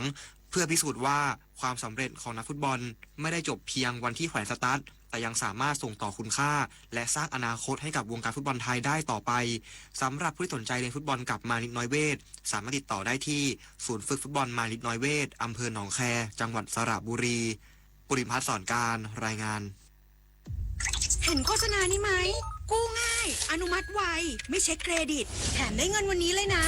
หยุดเลยนั่นมันสูตรโกงชัดๆกู้ง่ายอนุมัติไวไม่เช็คเครดิตเท่ากับโดนโกง 100%แต่เขาบอกโอนค่าธรรมเนียมก่อนแล้วได้เงินเลยนะนั่นยิ่งชัดโอนก่อนเท่ากับเสียเงินฟรีมิจฉาชีพในคราบเงินกู้หลอกผ่านแอปและโซเชียลสุดท้ายไม่ได้กู้แถมเสียเงินฟรีเช็คให้ชัวร์ก่อนกู้ทุกครั้งเซฟเงินเซฟตัวเองสำหรับธรรมะเพื่อชีวิตวันนี้เสนอเรื่องความเห็นแก่ตัวโดยพระพุทธทาสภิกขุสัญชาตญาณว่าตัวตนเนี่ยมันให้คลอดสัญชาตญาณหลายๆอย่างขึ้นมาในคราวเดียวกันพร้อมกันคือเห็นแก่ตนเมื่อมันเห็นแก่ตนอะไรถูกใจตนมันเกิดกิเลสความโลภอะไรขัดใจตนมันก็เกิดกิเลสความโกรธคือโทสะเมื่อเกิดสงสัยวนเวียนอยู่เป็นโมหะเกิดโลภะโทสะโมหะมันเห็นแก่ตนมันก็จะเอาเปรียบผู้อื่นมันก็คิดลักขโมยของผู้อื่นล่วงกาเมผู้อื่นโกหกผู้อื่นอีกหลาย10อย่างที่มันเป็นลูกเล็กๆเล็กๆของสัญชาตญาณแห่งตัวตนซึ่งเป็นแม่บทของทั้งหมดคือสัญชาตญาณที่บังคับไว้ไม่ได้มันกลายเป็นฝ่ายต่ำผิดไปหมดเป็นกิเลสถ้าบังคับได้ก็เป็นโพธิไปในทางฝ่ายสูงสัญชาตญาณแท้ๆบริสุทธิ์ล้วนๆมันให้มาเป็นกลางๆหรือให้มาพอดีสำหรับจะมีชีวิตรอดแต่สัตว์มันโง่ด้วยอวิชชามันเปลี่ยนเป็นความเห็นแก่ตัว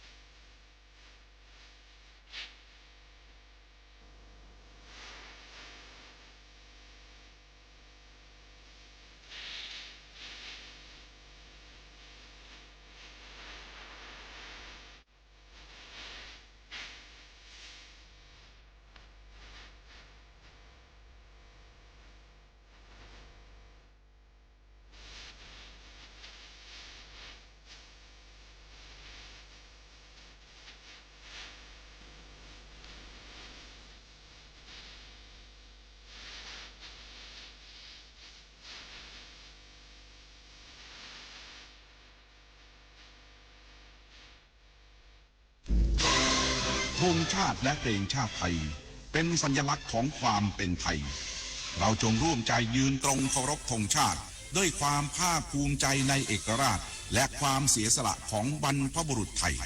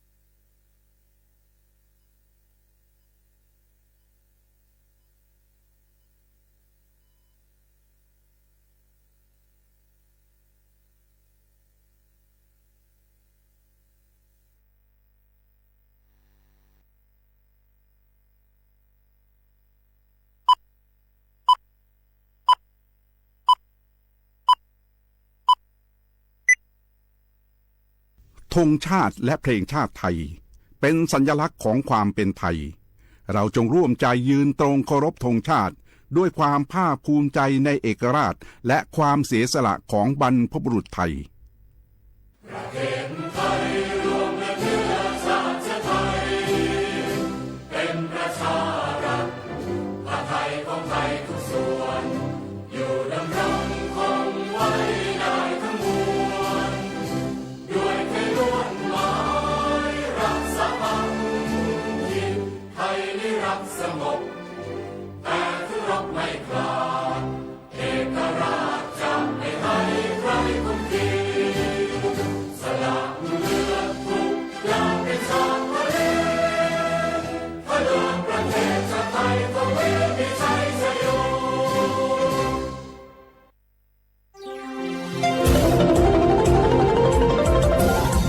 วิทยุแห่งประเทศไทย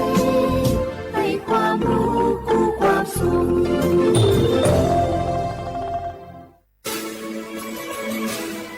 สถานีวิทยุกระจายเสียงแห่งประเทศไทยจังหวัดเชียงใหม่ AM 1476 กิโลเฮิรตซ์สถานีวิทยุภาคภาษาชาติพันธุ์แห่งเดียวในประเทศไทยที่มีความทันสมัยเชื่อถือได้สร้างอัตลักษณ์กลุ่มชาติพันธุ์สู่สากล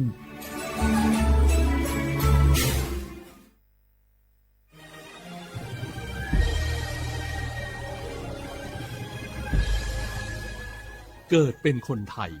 เติบโตบนผืนแผ่นดินไทยจงภูมิใจในความเป็นไทยชาติไทยเรานั้นนับเป็นชาติที่มีความเป็นมาเก่าแก่ยาวนานเรามีภาษาวัฒนธรรมและมีสิ่งต่างๆที่เป็นเอกลักษณ์ให้เราได้ภาคภูมิใจในความเป็นคนไทยเราควรเห็นคุณค่าและมีความรักชาติหวงแหนแผ่นดินอันเป็นมรดกของบรรพชนร่วมภาคภูมิใจในความเป็นไทย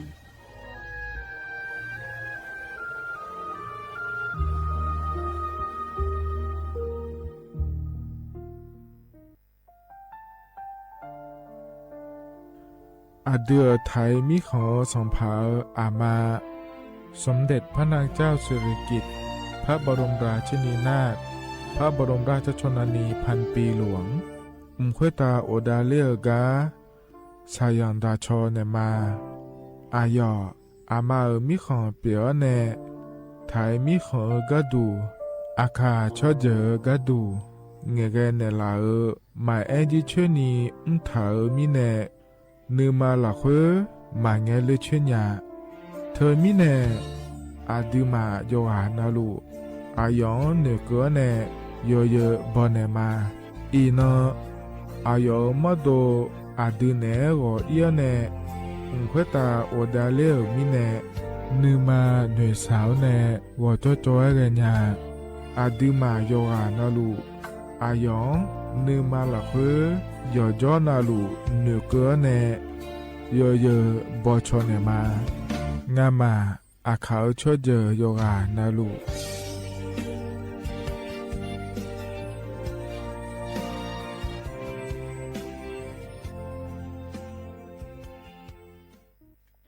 HIV 那个阿莫造的后โรคเอดส์น่าเดือดขอสปสชนักลาซาเพอคนเนอชบานเนอเมน่าจีญาและหนูขมังไผ่เร็วเดือยอเฮบัดทองซุ่มยากาสีชิฮอนยาตาบอจาลิญาเมหน่วยบริการอากาขอลาซานยาเมสีชิฮองเอHIV อโมอุนาชดเชดัวนักอโมจามยายากาบิอุตามาเบียเจนีลาซาเมสีจาละคุยชิมาบิโกยากาขอบิเมไวรัสตับอักเสบซีมาวันโลกมายากาบิโอบิจาเมสิญญาเจมอนาสปสชติซุมจำยอสปสชเขตหนึ่งเชียงใหม่นากาจำยองาซุมญีเยงาซุมงาปโยดามโอเดนากาตีโกจำยอ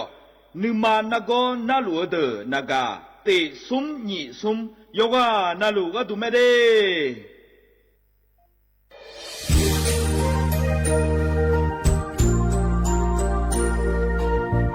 ไอเยี่ยวที่ฟอลโล่กวนในทีมเชียงใหม่และขั้วเธออุฮฮาเลกะกอวัชนีจากะกอ PM 2.5 กะกอฮอลดามาเดไอเยี่ยนี้มีจาโดโมนะทกศูนย์อำนวยการและแก้ไขปัญหาไฟป่าหมอกควันและฝุ่นละอองจังหวัดเชียงใหม่ละเพื่อนากาซาโบจำยองาซุมตีนีเย่จำยอเยียงจางเลยยังไม่เด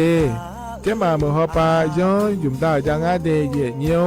ทกปชมีจาอุฮาเลฮอนใน PM 2.5 กะกอฮอลดาอากกะมาคาทกแอปพลิเคชันไฟดีและขั้วปาเนออนุมายานะมีจามาบิเคเจเดอันอายามก็ดูนะขอนี้อันตีบาลาติเสียในอันสมเชติบาลางาซีอาคนยิพังหายาโกช่วยกันนี้อาส่วนมาขาจะบ่อนายย่อไปยุบ่อยเจเดเหมือนในสำนักงานประชาสัมพันธ์จังหวัดเชียงใหม่และที่ฟอลโล่กุมอกุมมือดาลานยานีทีมเชียงใหม่และขั้วเธอที่ฟอลโล่เกิดดามาเด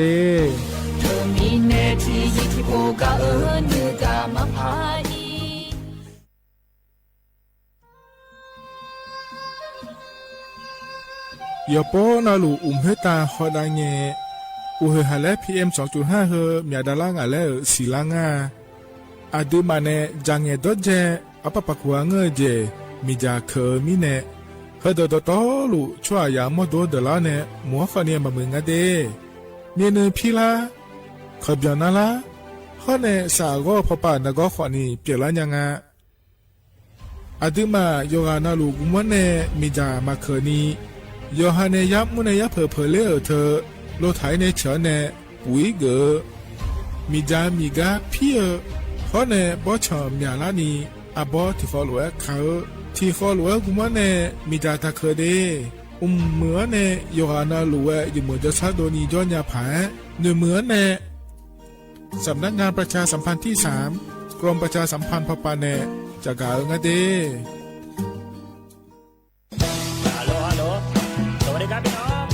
อาเยือนี้เดือขยาวโฆษณาไกกะกอ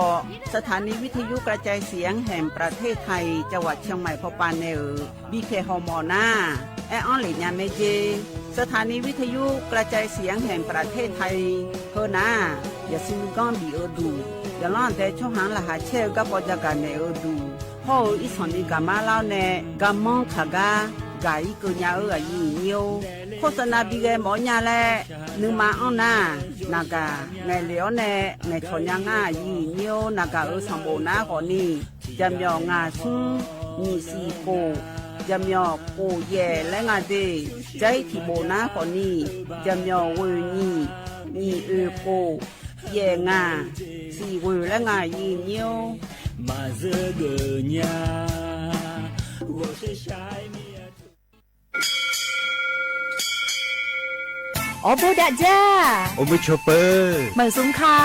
ป๊อกว่าย้อจงตัวดูธรรมาสถานีวิทยุภาษาชาติพันธุ์แห่งเดียวในประเทศไทยทันสมัยเชื่อถือได้แล้วพบกันที่สวทเชียงใหม่ AM 1476 กิโลเฮิรตซ์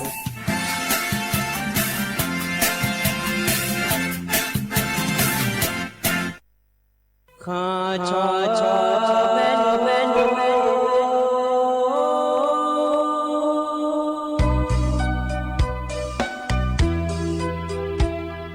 在你照顾里我到我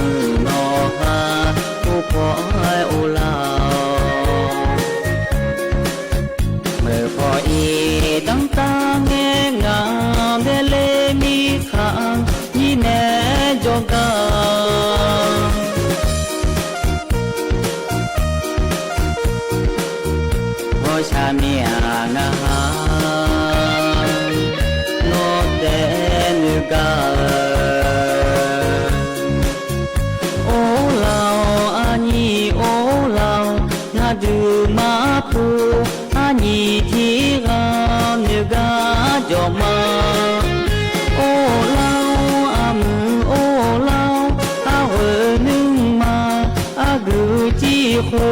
ยอยู่ครามาเมียมาดูนี่อานีอากาอี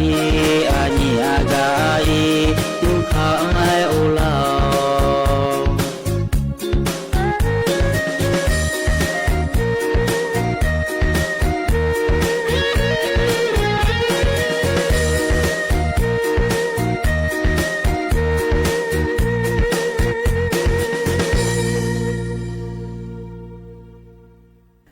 เราอย่างนี้ตัวช้างก็ไปใช้จิ้มจิ้มไอ้เย่เย่ที่มาขาบาเราเหมือนในช้างทางไอ้เย่นิวดูธรรมะอย่างนี้วันนั้นรู้ล้อให้ยูโซจื้อยสื่อแล้วยนานๆแล้วงาอันนี้มันดอไทยพอหน้าพิกาตูแล้วเราเชื่อมือมาอย่างนิวไอ้ยามติโกโลเยล้านในหัวล้ากันในพยาทัพพูดจุลแม่อย่างนิวงั้นในตอนนั้นงามันในหมอมดูแล้วพายดานในมาอย่างนิวงามันในหมอมดูนะสถานีวิทยุกระจายเสียงแห่งประเทศไทยจังหวัดเชียงใหม่สำนักงานประชาสัมพันธ์ที่3กรมประชาสัมพันธ์ยุ่งเลยนะกว่านี้สวทเชียงใหม่และไงอย่างนิวนายอย่างนี้นะหายาพอนักกว่านี้บอกคือพอของเงื้อมาข้อพอแล้วก็ลอยอย่างนิวAM ที่ภาค14กิโลเฮิรตซ์และไงอย่างนิวนะเฟซบุ๊กพอนักกว่านี้สวทเชียงใหม่ที่ภาค14กิโลเฮิรตซ์และไงอย่างนิวในนอนนักกว่านี้จนนอนเจอในกูนอนแม่อาการนอนกว่านี้อินน่ายกกระไงอย่างนิวงาสีบลามอนติโคไทยพอนักกว่านี้วันเสาร์และงาลอยอย่างนิวพฤษภาคมนี่พังอายะกูชิวหุยลอยอย่างนิวให้นอกนี้จนาวนี้อาอย่างที่กลัวพยาทัพพูดจุลแม่อย่างนิวจากการจีกนี้เล่มทำมาอย่างนิวก็มาเกลือไม่ไหนโดยใช้ที่บุ้มแล้วบินาหามาอย่างนิวโดยใช้บุ้มหน้าคิดถึงใจจะขาดจะรอให้อย่างนี้ที่กลัวหน้าดามาอย่างนิว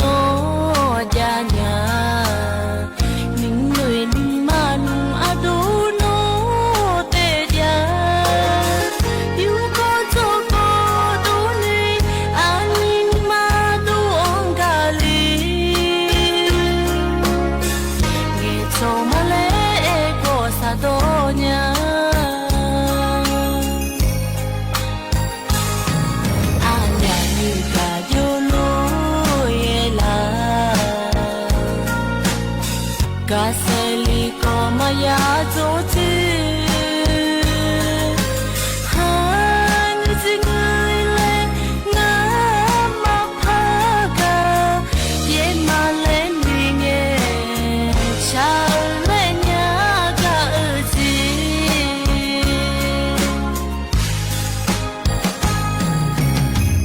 阿娘你呀呀走子罗诺，得个西个莫怕嘛哦伊，阿你都安干呀，这天起飘莫个，这天起飘都来嘛都娘。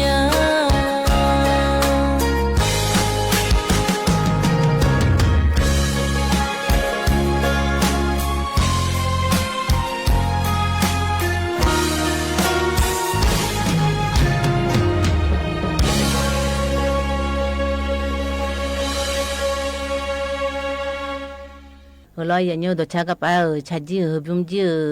ki thun chai cha kha ji lo ga se ga sile mia le e tha nga lo ya nyo a ya ni ko ni na byo du lo he ga ne ta na nga ne cha ga ji le lem tha ga le phai da ne ma ya nyo ga pa lem tham na ôi ji ho he ko phang kla mi lo ya nyo ho he pho ne le a ji pu la ho he pu la le isani ma khani biga khale ayo ma ji choba le ka pa edane ma ya nyu hoi phone choba phona le la tha ba phone tha na lo ya nyu anyu myo he the ayo ma ke balum ka sự sa le phula ang the lo ayo ma le go pa ame myo yu he lo ya nyu le biga khale ma le nga ya nya thi byon ni oje diga je alo mayuni lo ya nyo le ti byon ni mayuni biga khale ma le na sida ma am de ko ni omya po bi phai lo ya nyo ti po te ta le ma bi ji ni ma na ko ni omya po yo ha khu pa cham chan e ko lo nge cho ne ti po chi ko bi le ma de le ko lo nge cho nya me le nga ya nya na ti ga na ko ni ti po na chu na le chu lu se pu la ko lo mà gia na lo vậy nhiều, papa có téo bị ma lẽ hết téo bị gia ma lẽ ngay vậy nhiều, thì qua na lẽ ya bù la yêu mà gia na mà tu ni mà cái nhà ni tu na lo vậy nhiều tu ni gặp ai ép hở na, thì chỉ mà ngơ lẽ ngay papa có téo bị gỡ ma lẽ mà bây giờ ni lo vậy nhiều mà bây giờ ni gam na ho he bù la thà ba bù na cô lo dân đa lẽ ngay vậy nhiều, na thì qua na upakong bù la yo mà thứ le abu joga yung to de ko ni umya ji le ma bi yung ni biga khale ma le nga ya nya le ma da si da ma bi ji lo ni lo ya nyu na sa pe dum pu la ko ni hele isan ni le ma bi yo nga ya nya go ga ji ja nga le hu ji ko lo hoi po he we bi gu da nga lo yo su je le ta na ma yo lo ni lo ya nyu ti ko lo yung nya nga jo le ko lo bi yung le na yo ma ji lo ho he phona ki chakam le me ki chakam le ko lo ja ji ko lo ma bi ja ji ki chaka we ani ma bi ja je ya nya ma ngu na sida tu ki chakam nge ja na nge yu lo me lo ya nyu ko lo mo ga ko lo ho i lo a ji ho i lo na ya ye bo ti je na ya ye ti po na sida ko nya sm ya yu nga de le ya ho ji ya ye ne nga le to lo nge jo ho ki chakam ma bi ja je ya nya từ mình nào mà đã có ni hay là nên đi mà biết sao phải lo vậy nhiều chỉ nó khoa cái cam có ni có giá lệ là cái cam nó gà lo lia hơi phò hơi phò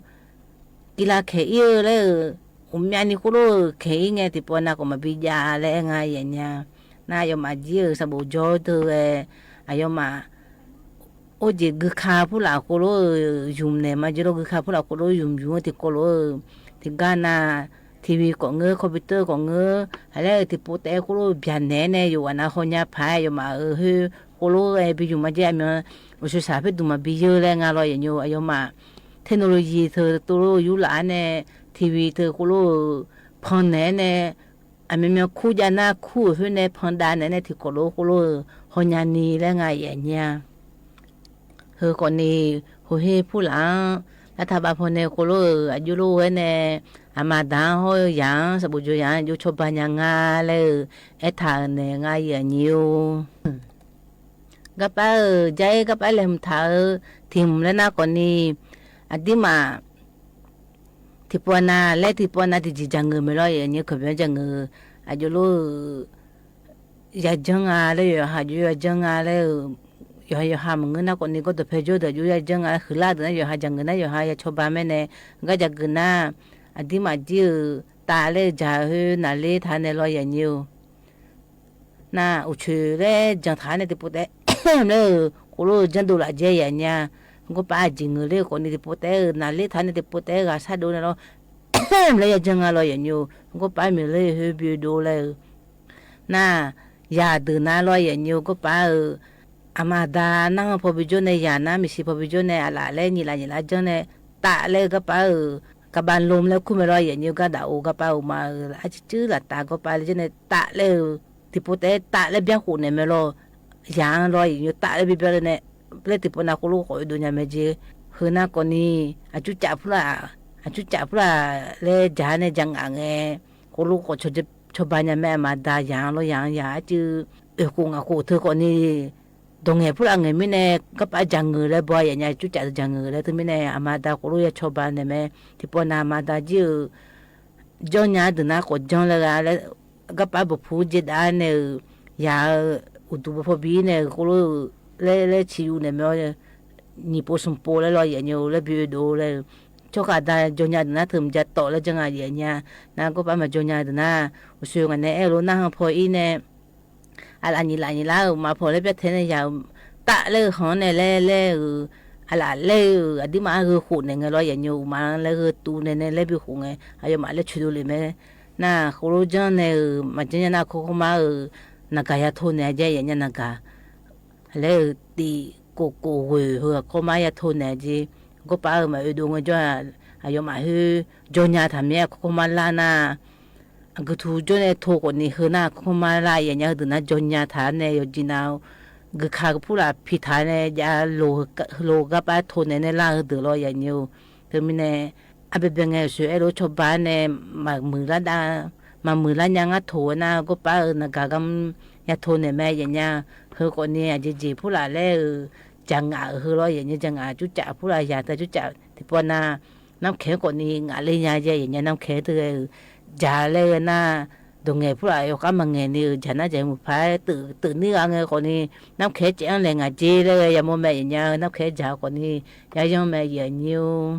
rồi giờ nhiều cái này tận na đồ cha thì bún lên bên na mà giờ nhiều đồ cha cái phải lên thở na cụ ta này chẳng thở ngay giờ nhiềuหัวใจสั่งให้จำจะรออย่าเนี้ยนึกมาละเฮ้ยเล่นหนูถ่ายเลยไอ้ถ่ายเนี่ยยันหนูทางอาจีที่โคโรนาดามาอย่าเนี้ย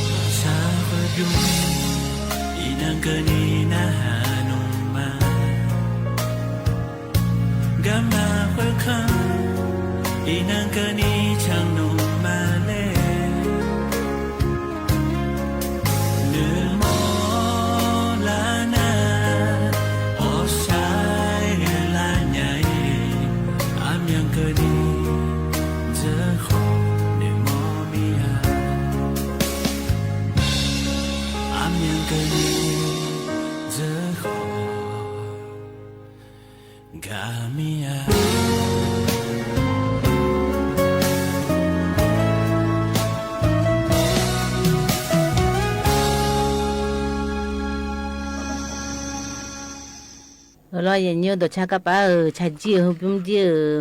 cụ ta này chẳng thàหัวใจสั่งให้จามเจที่มานึกมาละเฮ้ยนึกถ่ายแล้วถ่ายในยันนึกทางอาเจอย่างเงี้ยเฮ้ยจีโร่ไอ้ยันนี้คนนี้น่าเบียวดูเลยอย่างเงี้ยงั้นคนนี้มือพายแล้วน่าเบียวไม่อย่างเงี้ยđồ cha cái các bàไม่ได้chẳngถ่ายไม่ทีนั้นที่บิ้วอยู่สื่อแล้วคนรู้พันเนี่ยคนรู้พันเนี่ยมาอย่างเงี้ยก็ในตาหน้าจากการจีเลยเลยทำทากาพายได้เนี่ยมาอย่างเงี้ยก็ไปเลยทำน้าลอยอย่างเงี้ยอันที่มาคนละครึ่งพาเลยโดเฮลอยอย่างเดียวก็ไปไอ้ด้านเนี่ยมาอย่างเดียวเฮสิงบิโลทะเบียมาเลยเฮยมาอันนั้นกันนั่นเลยมันถ่ายเฮลอยอย่างเดียวก็ไปและไอ้ด้านเนี่ยมาว่าที่เชื่อเงินนะอายมาพัสดุงานเราพัสดุอย่างเดียวคอลโมพูดพัสดุเนี่ยที่ก็รู้อย่าพัสดุเนี่ยเงินนะมายาโลทะเบียอย่างเงี้ยมาพัสดุเนี่ยอายมาจื้อฮึตีเลยแม่ตียาเราอย่างเงี้ยคนรู้เลยทางอะไรจุ่มพัสดุเนี่ยอายมาจื้อก็พัสดุดึกตัวแล้วอนุมัติเลยเนี่ยเราอย่างเงี้ยอนุมัติเลยกันนะเพิ่มนะบิชาเลมาแล้วคนรู้ไอ้ท่านเนี่ยว่าที่เชื่อว่าเขาเสียงเราอย่างเงี้ยเขาเสียงพัสดุเนี่ย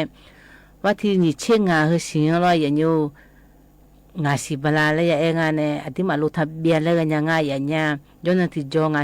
นี่เชื่องาเนี่ยอายุมาบิโลน่าเรานี่เชื่องานี่เชื่อกูนี่เชื่อสินี่เชื่อเย่นี่เชื่อกูสมเชื่อตัวเฮสิน่าผู้สักพาคมแล้วมีเนี่ยคนนี้สมเชื่อตีน้องเชื่อไม่รออย่างเงี้ยย้อนที่จงลงยังไงอย่างเงี้ยย้อนที่จงลงยังเนี่ยอันนั้นตีเนี่ยกูสิบลาน่าบิกมาแล้วบุตรง่ายอย่างเงี้ยกันนะแล้วถ้าบางคนเนี่ยอายุมาอายุพัสดุแล้วคนรู้อายุมาคนรู้พัสดุยาพัสดุมาแล้วไอ้ดูทำยังไงอย่างเงี้ยทำไมอย่างเงี้ยคนรู้จะเนี่ยมาอย่างเงี้ยน่าหื้อน่าคนนี้คนละคืนน่าคนนี้ผ้าบาบินเงาเราอย่างเงี้ยผ้าบาโอ้จีที่เสียงที่ผ้ายาบินเงาเราน่าอายุมาที่สิ่งที่ผ้าบินน่าอายุมากูเช่เปอร์เซ็นต์แล้วบิโดมาจุดละที่มาเช่เปอร์เซ็นต์แล้วอันนี้อายุมาที่ยาบาแล้วไงอายุมากูเชื่อบาแล้วชอบบ้างไงที่มาเชื่อบาแล้วกูรู้ยาจังอะไรอย่างเงี้ยน่าเขาก็ไปไอ้ยันนี้ก่อนนี่ที่ปวน่ะโลทะเบียห้องโลทะเดือดอยู่โลยาจังเลยแล้วน่ะมายาโลกยังไม่ล้านน่ะอดีมาที่เจก็ทำไม่รออย่างเงี้ยก็ไปถ่ายนะคนนี้อยู่อันเอายืนยันเลยยังไงไม่เจอย่างเงี้ยก็ไปเป่าตันแล้วมันรออย่างเงี้ยยืนยันเลยยังไงไม่เจน่ะยศดึงน่ะเบอร์ยาลงพัดจิงอะไรอย่างเงี้ยเป่าตันให้ผมยาโลละยาโลฐานเนี่ยน่ะอายุมันเนี่ยไม่เล่โอ้จีบัพพะโชจังนะจังโอ้จีมาขอที่มาบ้าถอหน้าถอเช่แล้วนะก็อย่าเลยไม่รู้มีนึกละยติงามีนึกเบียเช่นะคนนี้มีนึกก็แต่แล้วคนนี้อาจารย์เดียวสื่อดูนะเดียอย่างเงี้ยดีน่าอยู่ดูนะยืนยันน่าอยู่ดูนะท่านนั่นเลยมาขารอยสื่อดูนะจิโอคาที่ปน่ะอามาเดือมีนึกก็แต่เช่นะที่ปแต่เนี่ยมีเทท่านน่ะมาพอนี่กูพะจนยังสิกับพริบตาเลยนะนี่ปุ๊บปุ๊บแล้วอย่าแต่อย่างเงี้ยก็ไปนักการหัวที่มันนักการหัวโยมายาหัวดีก็ที่มันเนี่ยดูมายาหัวดีมาจนยังไงจ้าก็ดาวพอมือมาอุคาคนนี้อยู่ฮะ พายมาอาจจะอยากกุกราตัวนะจังยังแม่อย่างเงี้ยแล้วอดีมาโยมาบาพจะช่วยเนี่ยบิจเนี่ยเลยก็บาจเนี่ยละโยหาพายมาแต่ให้น่ารักอย่างโยบาโยหามาสิญญาตัวนะจังเนี่ยละคนนี้อดีมาก็รอตัวท่าให้รออาคาตัวให้นะคนนี้จังเนี่ยละอดีมาก็รอตัวท่าให้นะโยมือตัวจ่อไม่ใช่ชีก็ดูแลแม่มาพิเหตุเพื่อนเนี่ยถึงไม่เนี่ยโยหาสิญญาตัวก็รู้อย่าพิเหตุนั่นมันนึกว่าแต่ถึงจื้อจียดีพายาเราชกมามินเตเชนะมินนึกแท้ท่านเนี่ยพจน์เนี่ยอเมริกาอย่างนี้ตัวมินเนี่ยมินโคเตเตนั่นญี่ปุ่นปุ๊บแต่เดิมกันนะแล้วก็ป้ามือถือเฮโร่นักกาเฮอายมาอาคุเข้ามาจะแม่ที่ปนาดิมากานามาอายมาเนี่ยจังโลเข้ามาอายามจีน่าจังพาเลพายละอย่างเงี้ยถึงจีดียางาโลอยู่หาแต่เจ้าท่านเนี่ยจังยาดูนะอยู่หาแต่เจ้าท่านเนี่ยจังแม่นักกาจังท่านเนี่ยมินโคเตเตนะเฮอาจีจ้าเลยนะคนละครึ่งดูแลเงินนะทุกจีจะมียาเนี่ยไม่ได้อย่างนี้ที่หาแต่เจ้าคนนี้ยาจ้าเนี่ยแล้วอาจีเซ่เลยมินอาจีเบียเซ่เลยมินโคเตเตเซ่เลยโคโลเฮลาก็นักกาเฮโคโลเฮลาเพิ่มน้ำรัฐบาลพ่อแม่อย่างเงี้ยบ้านนี่เชื่องมึงน่าทะลุได้อย่างนี้ดีอันนี้กูรู้จังมึงเขาก็ป้านี่เชื่องมาเกิดละไงลงทะเบียนได้แล้วไงที่ร้านถัดจังเลยอย่างเงี้ยแล้วยอมมาเธอไม่ใช่ชื่อเธอเดี๋ยวดื้อลงหุ่มถามมึงก็พอก็ลงหุ่มถามเนี่ยมาเนี่ยพาเราอย่างเงี้ยคือไม่แน่อย่าเนี่ยนี่เชื่องมาเกิดละกะทะลุเสียอย่างเงี้ยคือน่าคนเนี่ยที่มาคนละครึ่งโดดแล้วคนละครึ่งทำไมเนี่ยจากกันเนี่ยอร่อยอย่างเงี้ยตั้งแต่พอจะดื้อยืมมาแทนนี้แทนนั้นก็ไปไม่ใช่ชื่อดื้อเจ้าเรื่องทำไมเนี่ยบ้านี่เชื่องโดดมีนึกว่าแต่เลยนี่เชื่องก็ดอกเกยอย่างเงี้ยน่าช่วยไม่ใช่ชีพเลยพระเอเมียถิ่มพันธุ์ดูแลเมียอย่างเงี้ยก็ไปแล้วตั้งแต่จนน่าจะนาที่โลก็โลมีชุดดูมือท่านเนี่ยเตาแก้ผู้ละโนเตาแก้ผู้ละประกันจะไม่ละแล้วนะหาแล้วไงอยู่หาอย่าเพื่อมาจงไงชั่วโมงแต่จงไงกูรู้ละอย่างน่ะทับบิลาอย่างเงี้ยเอาจีขันทับบิลาอยู่หากูกาเนี่ยกูญูกูกาเนี่ยก็ก็รถเถียงงานเลยโคโลกูกาไปเจเดียอย่างนี้เดโคโลตาแก้ผู้หลังโคโลประกันจะมาละแล้วนะเพียงหัวตาแก้เธอมามืองานแล้วกูรู้จังนะเดี๋ยวนะก็ไปเขาดูเลยยาโมนะก็จะมีจะดึงอย่างเงี้ยมาแล้วนะตาแก้อดีมาจีน่าจีโคโลเบพายเนี่ยโคโลเบพายเนี่ยอยู่หาจีอยู่ยุ่งจุละเมียจะมาจ่อยเมียคือกูเงล่ะก็ถ้าจังกูเงล่ะเนี่ยล่ะนะอยู่หาแต่จนเนี่ยล่ะนะอยู่จ่อโลพะบิโมละง่ายอย่างเงี้ยแล้วอยู่มามีตีผู้ละอยู่ละเนี่ยตั้งแต่นั้นมาอยู่เมียจริงๆมีจะรู้แล้วนะกูละเมียอยู่มาก็ป้ามีจะปดูทานเนี่ยเฮ้ยนะพี่คือจ่อยก็ละงาโลเลยมีจะก็ดูละก็เสียแล้วนะชั่วโมงนะชั่วกูเมียถึงไม่เนี่ยถึงเงดูละเมียถ้ากูเลยจะได้เนี่ยละมาอย่างเงี้ยตาแกถึงรอน่ะก็ไปยามโมจีอยู่น่ะมาสาวตื่นก็โอ้จีออยเนี่ยพอเนี่ยมาตรวจสอบคนนี้ยังไงแล้วยังไงอย่างเงี้ยสาวตื่นคนนี้อยู่หันเนี่ยจาก็ดื้อจากแล้วเฮ้ยตื่นแต่ยังไงอย่างเงี้ยอยู่น่ะเฮ้ยโจละเฮ้ยน่ะมาสาวตื่นเธอมามือมึงออยมาเผาเมียเนี่ยเมียบริษัทยังไงอย่างเงี้ยเธอไม่แน่มาสาวตื่นเธอจีที่เดือนน่ะที่ก็ที่ปวดน่ะบิลังเงี้ยก็ฮอแล้วอดีมาเนี่ยมาโมโหตื่นเลยยาหงายอย่างเงี้ยสาวตื่นเธอรอโอ้จีปันนินโดนถ่ายจีปันเนี่ยอยู่มาเนี่ยทดลองเลยก็คือเผ็ดโดนเนี่ยมีรอยอย่างอยู่น่าออยมาก่อออยผู้หลักก่อรัฐบาลก่อสผู้หลักก่อนี่โคโลเนี่ยหอยงายอย่างเงี้ยน่าอยู่มาจีขอโทษแล้วผู้หลักงานเราตัวนี่เฮ้ยมึงไอ้จู่ไอ้พัดดูราสิจู่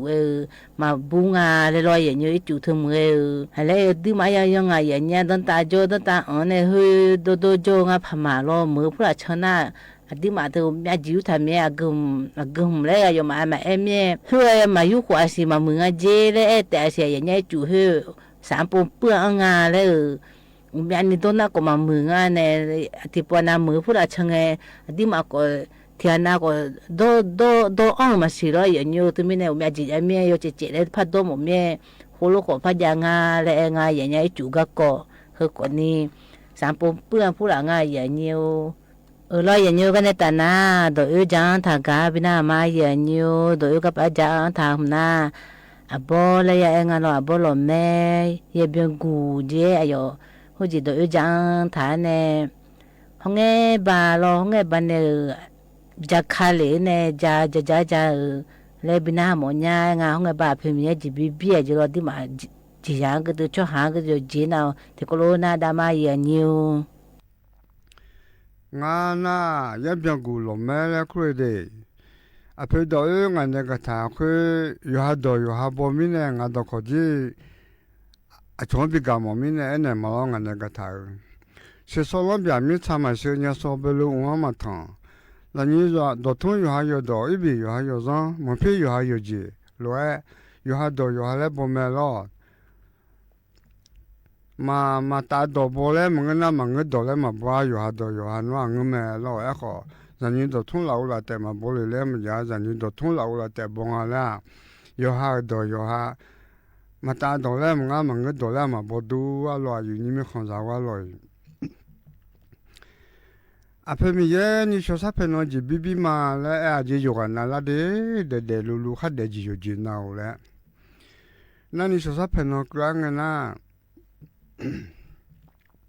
cho ha ga nga le na le ça fait non grand a cho i de la de ji mia lo le j'ai non i mia le cho ma bo le ma yo ma i ge ma le j'ai cho ha na lo嘛伊嘛个伢啦，找一做就好要来呢，伊没就，那那，阿婆咪也牛没是一个呢，俺啥嘛提莫多了就，比较怕俺来提起嘛家里来阿姐家啦来，就能一年来呢，哪几家里来，比较来不来可了来，俺那，实际看呢。屋里来，米行上会带些鸡扛来要拿来，我想嘛了，还节目个对人们拿来呢就抓完。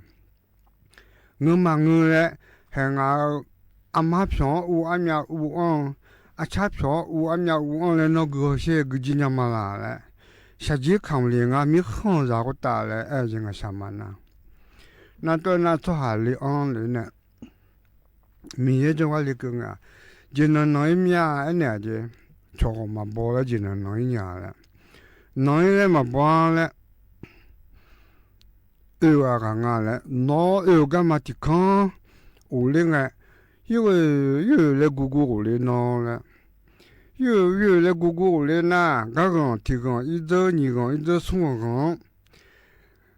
干嘛接到了？还接到了我小呢屋里来，有来姑姑屋里来多年几米那都小呢，有来姑姑屋里没去。那屋里那把一口过来呢，个别来牛好嘛，那你牛嘛，那鼠牛把那行是哪里啊？家不啊？那是哪里呢？คือบ่งบีบ่พี่ดีพี่ชุบีดวนน่ะพักของบีเบนบีจ่อคืออายุจูแท้เจจอดักจอนน่ะมีเราดูอยู่มาชงคุยคุยเบมาสิคุยเลยเยสาวน่ะละคุยกับบ่กูดอนน่ะอุดูหมู่ชงน่ะนั่งอาเจดทุดเดลายอตัวไปน่ะเล่อาเจอาของอคอนน่ะดักน่ะสิจอน่ะ都不要都吹比较的，后面呢，米早都就马上好来，米早吹我就吹好了啊，头个呢头个单么就错下来，看人都对了。那或是他那拍行不，他那到后叫他比较难。因为这呢，你小个人来婆婆。那马蹄个嘛，我多俺来提教育的，干嘛有路来那下来的？那么是不是这个嘛有来嘛么那屋里面去？那你小拍个那好拍下去？那个那马蹄个婆婆那个那嘛我多啦来，嘛么啦来？那可能那个嘛是来嘛么来那边屋里面去那嘛我来，嘛么来？那对屋里那。那那马虎个，你那个那好多米呢？来，还会发展用学他妈来好了嘞， อันนี้เบลเลยมันจะที่ยูหรือเจอหนียูหรือเจอสุญยูหรือเจอน่ะพอเล่นในเบลน่ะแล้วเพื่อของก็ดีมันจะแนวว่ะเขาบอกคือบ่หนูพี่ดีพี่ผิวก็ดูก็เช่นหนูอะไรแล้วเพื่อของเป็นหนูอะไรแล้วเนี่ยมามังงาแล้วอันนี้วันนี้มันจะมังงาแล้วน่ะจะบอกเลยเนี่ยจะสมบูรณ์อันนี้เดียวจะบอกเดียวเลยจะบอกเดียวอันนี้เนี่ยได้แล้วเนี่ยอยากขังอะไรน่าสนุกกันน่าดูเนี่ยอันนี้เนี่ยได้แล้วค่ะคุยสุ่มเล่ๆเนี่ยทีเล่สุ่มเล่ตัวขันเนี่ยบิยาเมจิน่าคุยตอนนั้นเนี่ยมาเนี่ยมาถึงกับปุริเล่มามีเนี่ยน่าขยะถึงมีเนี่ยลูกของอ้วนคุยถึงจ้องกันได้แล้วค่ะกับลูกของแล้วเบดูเนี่ยต้องอุ่นเมจิขยะถึงแล้วขยะลูกของถึงแล้วน่าเนี่ยมาถึงกับสุดท้ายบิจารณาชมยน่าอายุน่าอามาเมจ่าเรื่องของถึงกันน่าอลีกันน่าอัดาลาเซมฮัทนาเนี่ยน่าอัดาลาเซมฮัทนาถึงกันอุทุน่าลอยยศน่าอามาเมจ่าถึงกันนิวเจลกันอับเดกันพนิโลกุชินเตลาจูบิเตบิอาเจอโลเตบิจ่อที่ช็อกโกแลตก็ตัวบีนี่ช็อกโกแลตก็ตัวบีส่วนช็อกโกแลตตัวเตบิจ่อเจน่าเล็กที่เจมาจามาขอดนี่ตัวเตบิจ่องเลยเนี่ยเจอัดาลาเซฮัทนาถึงกันละอามาเมจ่าน่าอายุฮัลโหลมาบิมอน่าดักขอเดินไหลเนี่ยเฮก็ปกขาก็โจเนี่ยบิเนี่ยละแล้วเนี่ยจีอามาเมจ่าถึงกันเนี่ยอันดับเสียหันนาถึงกันตัวเนี่ยน่ะดักขอเดินไหลโยเนี่ยปกขาโจบิอ่ะจีน้องมีเนี่ยสิสาลาพูเนี่ยก็ชุ่มพกนิโรวิชินีเนี่ยก็จ่อแล้วก็อามาเมจ่าถึงกันเนี่ยบิกัดดาจีอาคาโตดาลอยสิสาลาพูเนี่ยก็ชุ่มพนิโรวิเนี่ยก็จ่อถึงน่ะอามาเมจ่าบิกัดถึงกันดาเมจีลอยพนิโลกุชินดูกันยูจีสิสาบถึงกันชันดากับบิกัดลอน้องมีเนี่ยอาคาซาเยอะขวาเปลงอะไรชุดโตเธออันดับเสียหัทนาเธอกันเนี่ยอามาเมจ่าเธอบิบิเลยจู่หุกันเนี่ยจู่เมจิเธอละชุดโตเธออามาเมจ่าเธอบิเลยจู่กันเนี่ยคนน่ะเยอะขวาเปลงอ่ะนูน่าอยู่กันน่าคุจาเบสลาเซเลตเอเมลอยงั้นเนี่ยกาเขาไอชัวดูเรื่องงั้นเนี่ยกาน่ะคุจาเบสลาเซเลตอะตัวมึงงั้นเนี่ยกาก็อยู่หากาดอยู่หายังไงเมล่ะสลาเซเธอก็พูดตัวอยู่อะจีสลาเซน่าสลาเซเธอก็ยกคูเบคุจาเบสลาเซอะจีเธอก็งั้นเนี่ยกาเลยสลาเซกว่าจีสลาเซเนี่ยเบจียกว่าเพื่อเธอเบล่ะสลาเซเนี่ยเบมังอาจีน่าคุจาเบสลาเซเลยอายุทมยงตัวมีเนี่ยสลาเซเธอเนี่ยเบดูยกว่าเพื่อน่าอามาเมจ่าเนี่ยบิวละเชื่อเธอก็ตัวตัวจีงไงล่ะนั่นยี่จีขัดท้องพังไงอาเดียจ้าเนี่ยชาอยู่จีนักเลจีอาดูเช็คเลจีโมอาจารย์จ่อบิหูจีบิทูจีนักขัดท้องพังก็แล้วนะขัดท้องพังจากโดเลยจีบาจีนี่ปูหนูนั่นสาธาจีเนี่ยน่าอาจารย์จีหูจีละเสียจ่าจีบาสาวโดที่จีมาเพียงอาจารย์บ่เลยอภิโลกออกแล้วจะจีจะออกแล้วที่จีมาเบียญาแล้วอาจีเล่ญาเลยอาจีเล่กุญญาเลยกูออกแล้วทุลุกุเมจีขัดทำมามัวอาชังเถอะน่าอยู่ที่เดินน่ะขัดทำมามัวอาชังแล้วแต่ดำเมล่ะเธอมามัวอาชังเถอะจีชัวชมยาจี ผู้ตัวอย่างที่มามัวช่างเถอะเธอในเบดัวที่ขัดทางมามัวช่างเถอะเนี่ยขุดใจชาโคขัดทางจีชีเรเบอาจารย์เสนาอยู่หาจีบาษาสายจีชีเลยตัวจะจับอยู่ว่าจีคงไงล่ะขัดทางมามัวช่างเถอะเนี่ยเบดัวล่ะขัดทางจีชีเรเบเถอะมามัวช่างเถอะเนี่ยเบดัวจีเราคงไงล่ะนั่นไม่เนี่ยแล้วพอเลยสัจจะจีบาดก็มาเพียงมาเพียงเลยอาจีเรกูดูเนี่ยกูเลยนะกูเตอเนี่ยขมากูมาจากเขาตุเลยเด็กนะเเลยกูดูเถอะสัจจะเนี่ยข้าทั้งกูดูอะไรมามัวช่างเถอะข้าทั้งจีชีเป็นไงล่ะงั้นเนี่ยก็ท่าตัวละเธอแต่เมื่อตาเขามาตามสิเดlo ya nyu ka pa jang tha ko ni le ji bi je hong ba do e me je ya nyu ko ni le na ha mu du lo nga ko na ha mu mya ko ne ta na a yang ko ji ku la mi a ye cha ga le bi na ma ya nyu nga ko ni ka ne ta na ya ko e me yu wa na glan hu ma du tha ma gam na lo ya nyu a mu mi che ne ba hong ba ne jang tha nga de cha tha nga de ya nyu de ba di ma khaพม่าพในร้อยเย็นยูติโคโรนาดามาเย็นยู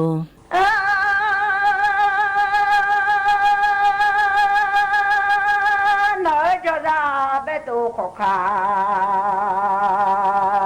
หัวลิงสวามาโยยุมาขอขาเงือมังแล้วชาดามาโยยุมาขอขาเงพังอันบุดมยานวาอยู่สดที่หน้าห้องมีโอย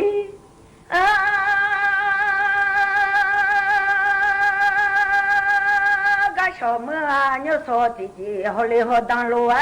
เดี๋ยวว่าโน้ตกระดุมสิเทสิโลโนเบโตสิเทเลคาลาเนละชาดาโยยาเบโตโคคาฮัวเง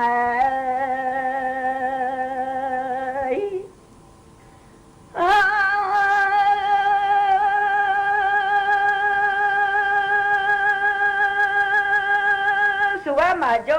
ยุมาขอขามังโนมาโยยุมาขอขา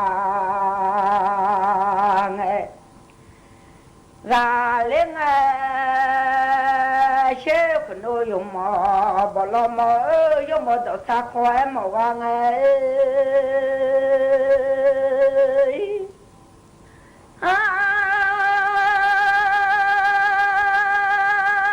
จิเพทุ่งสมอดดาลอยเมียหน่อยจะรังก็บ้าเบตูขอขาเสาจะราอยากขอเพชรดองเราเนี่ยจะรามาเชื่อสิยาดองหมอว่าบุ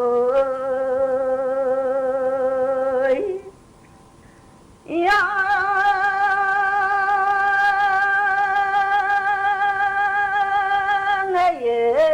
มจินเนดาจังมีโอลาเพอมินดาเจ้าจันนุขลัวบิงกาอยู่โลชจีคาซาซอกรางลาเชสนิมลากายมาเวลิกาเด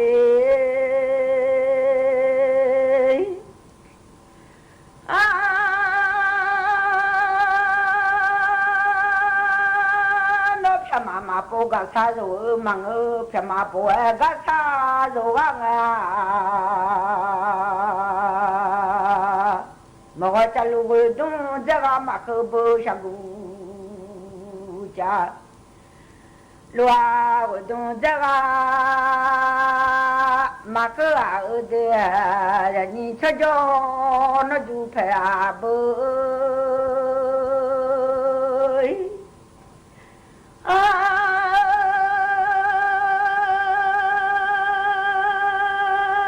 เย่บุโดนุสนา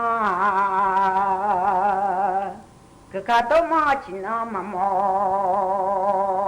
มาว่าจะกูจะลุยอุดมเจริญมาว่าอนอกะหุจุมาเชลุเกอเน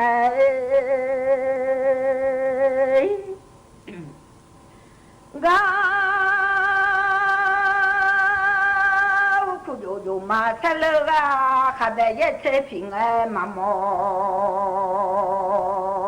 เลือขมีมาสาวเมียสามีจีลาเนคือข้าต้องมาจิงเอมามอมาว่าชักกูจะลูดุมเจริญมอกาโอย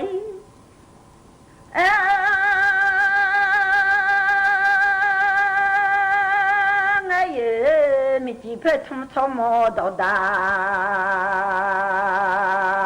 โอ้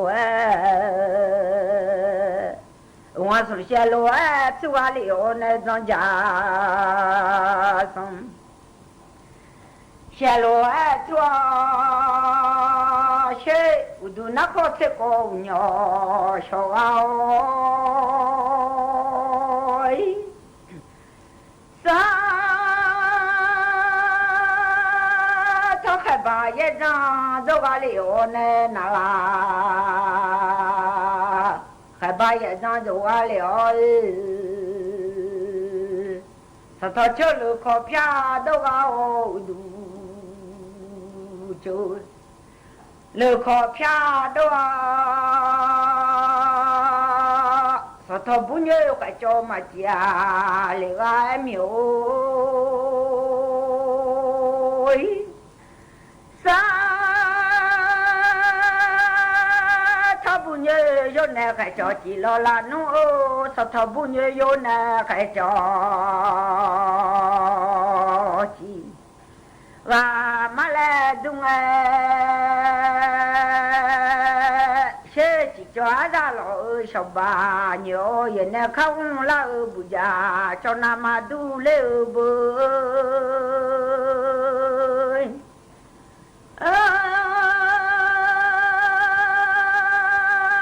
ดูนักขอเจ้ากงยอชอ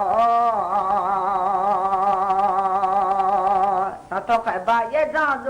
นาลาขายบาเยจังโดเมื่อข้ามีแต่เชื่อมาจ้าเลี้ยมอลา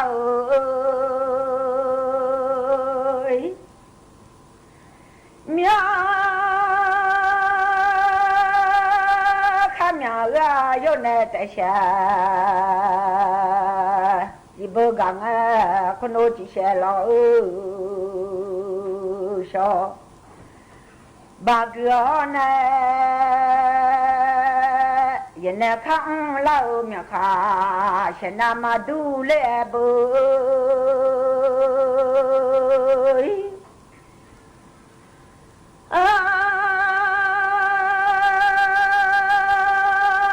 จิเปทุ่งสมอดดา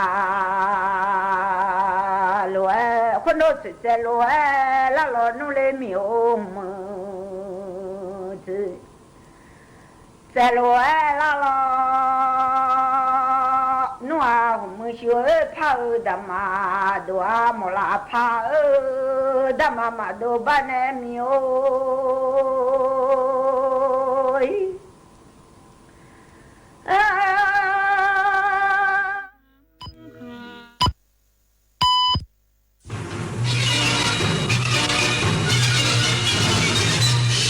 สถานีวิทยุกระจายเสียงแห่งประเทศไทยและเครือข่ายทั่วประเทศเสนอข่าวต้นชั่วโมง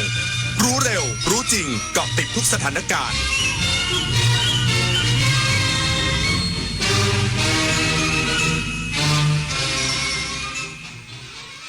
รับฟังข่าวต้นชั่วโมง 9 นาฬิกากับชลธรจัญญาครับ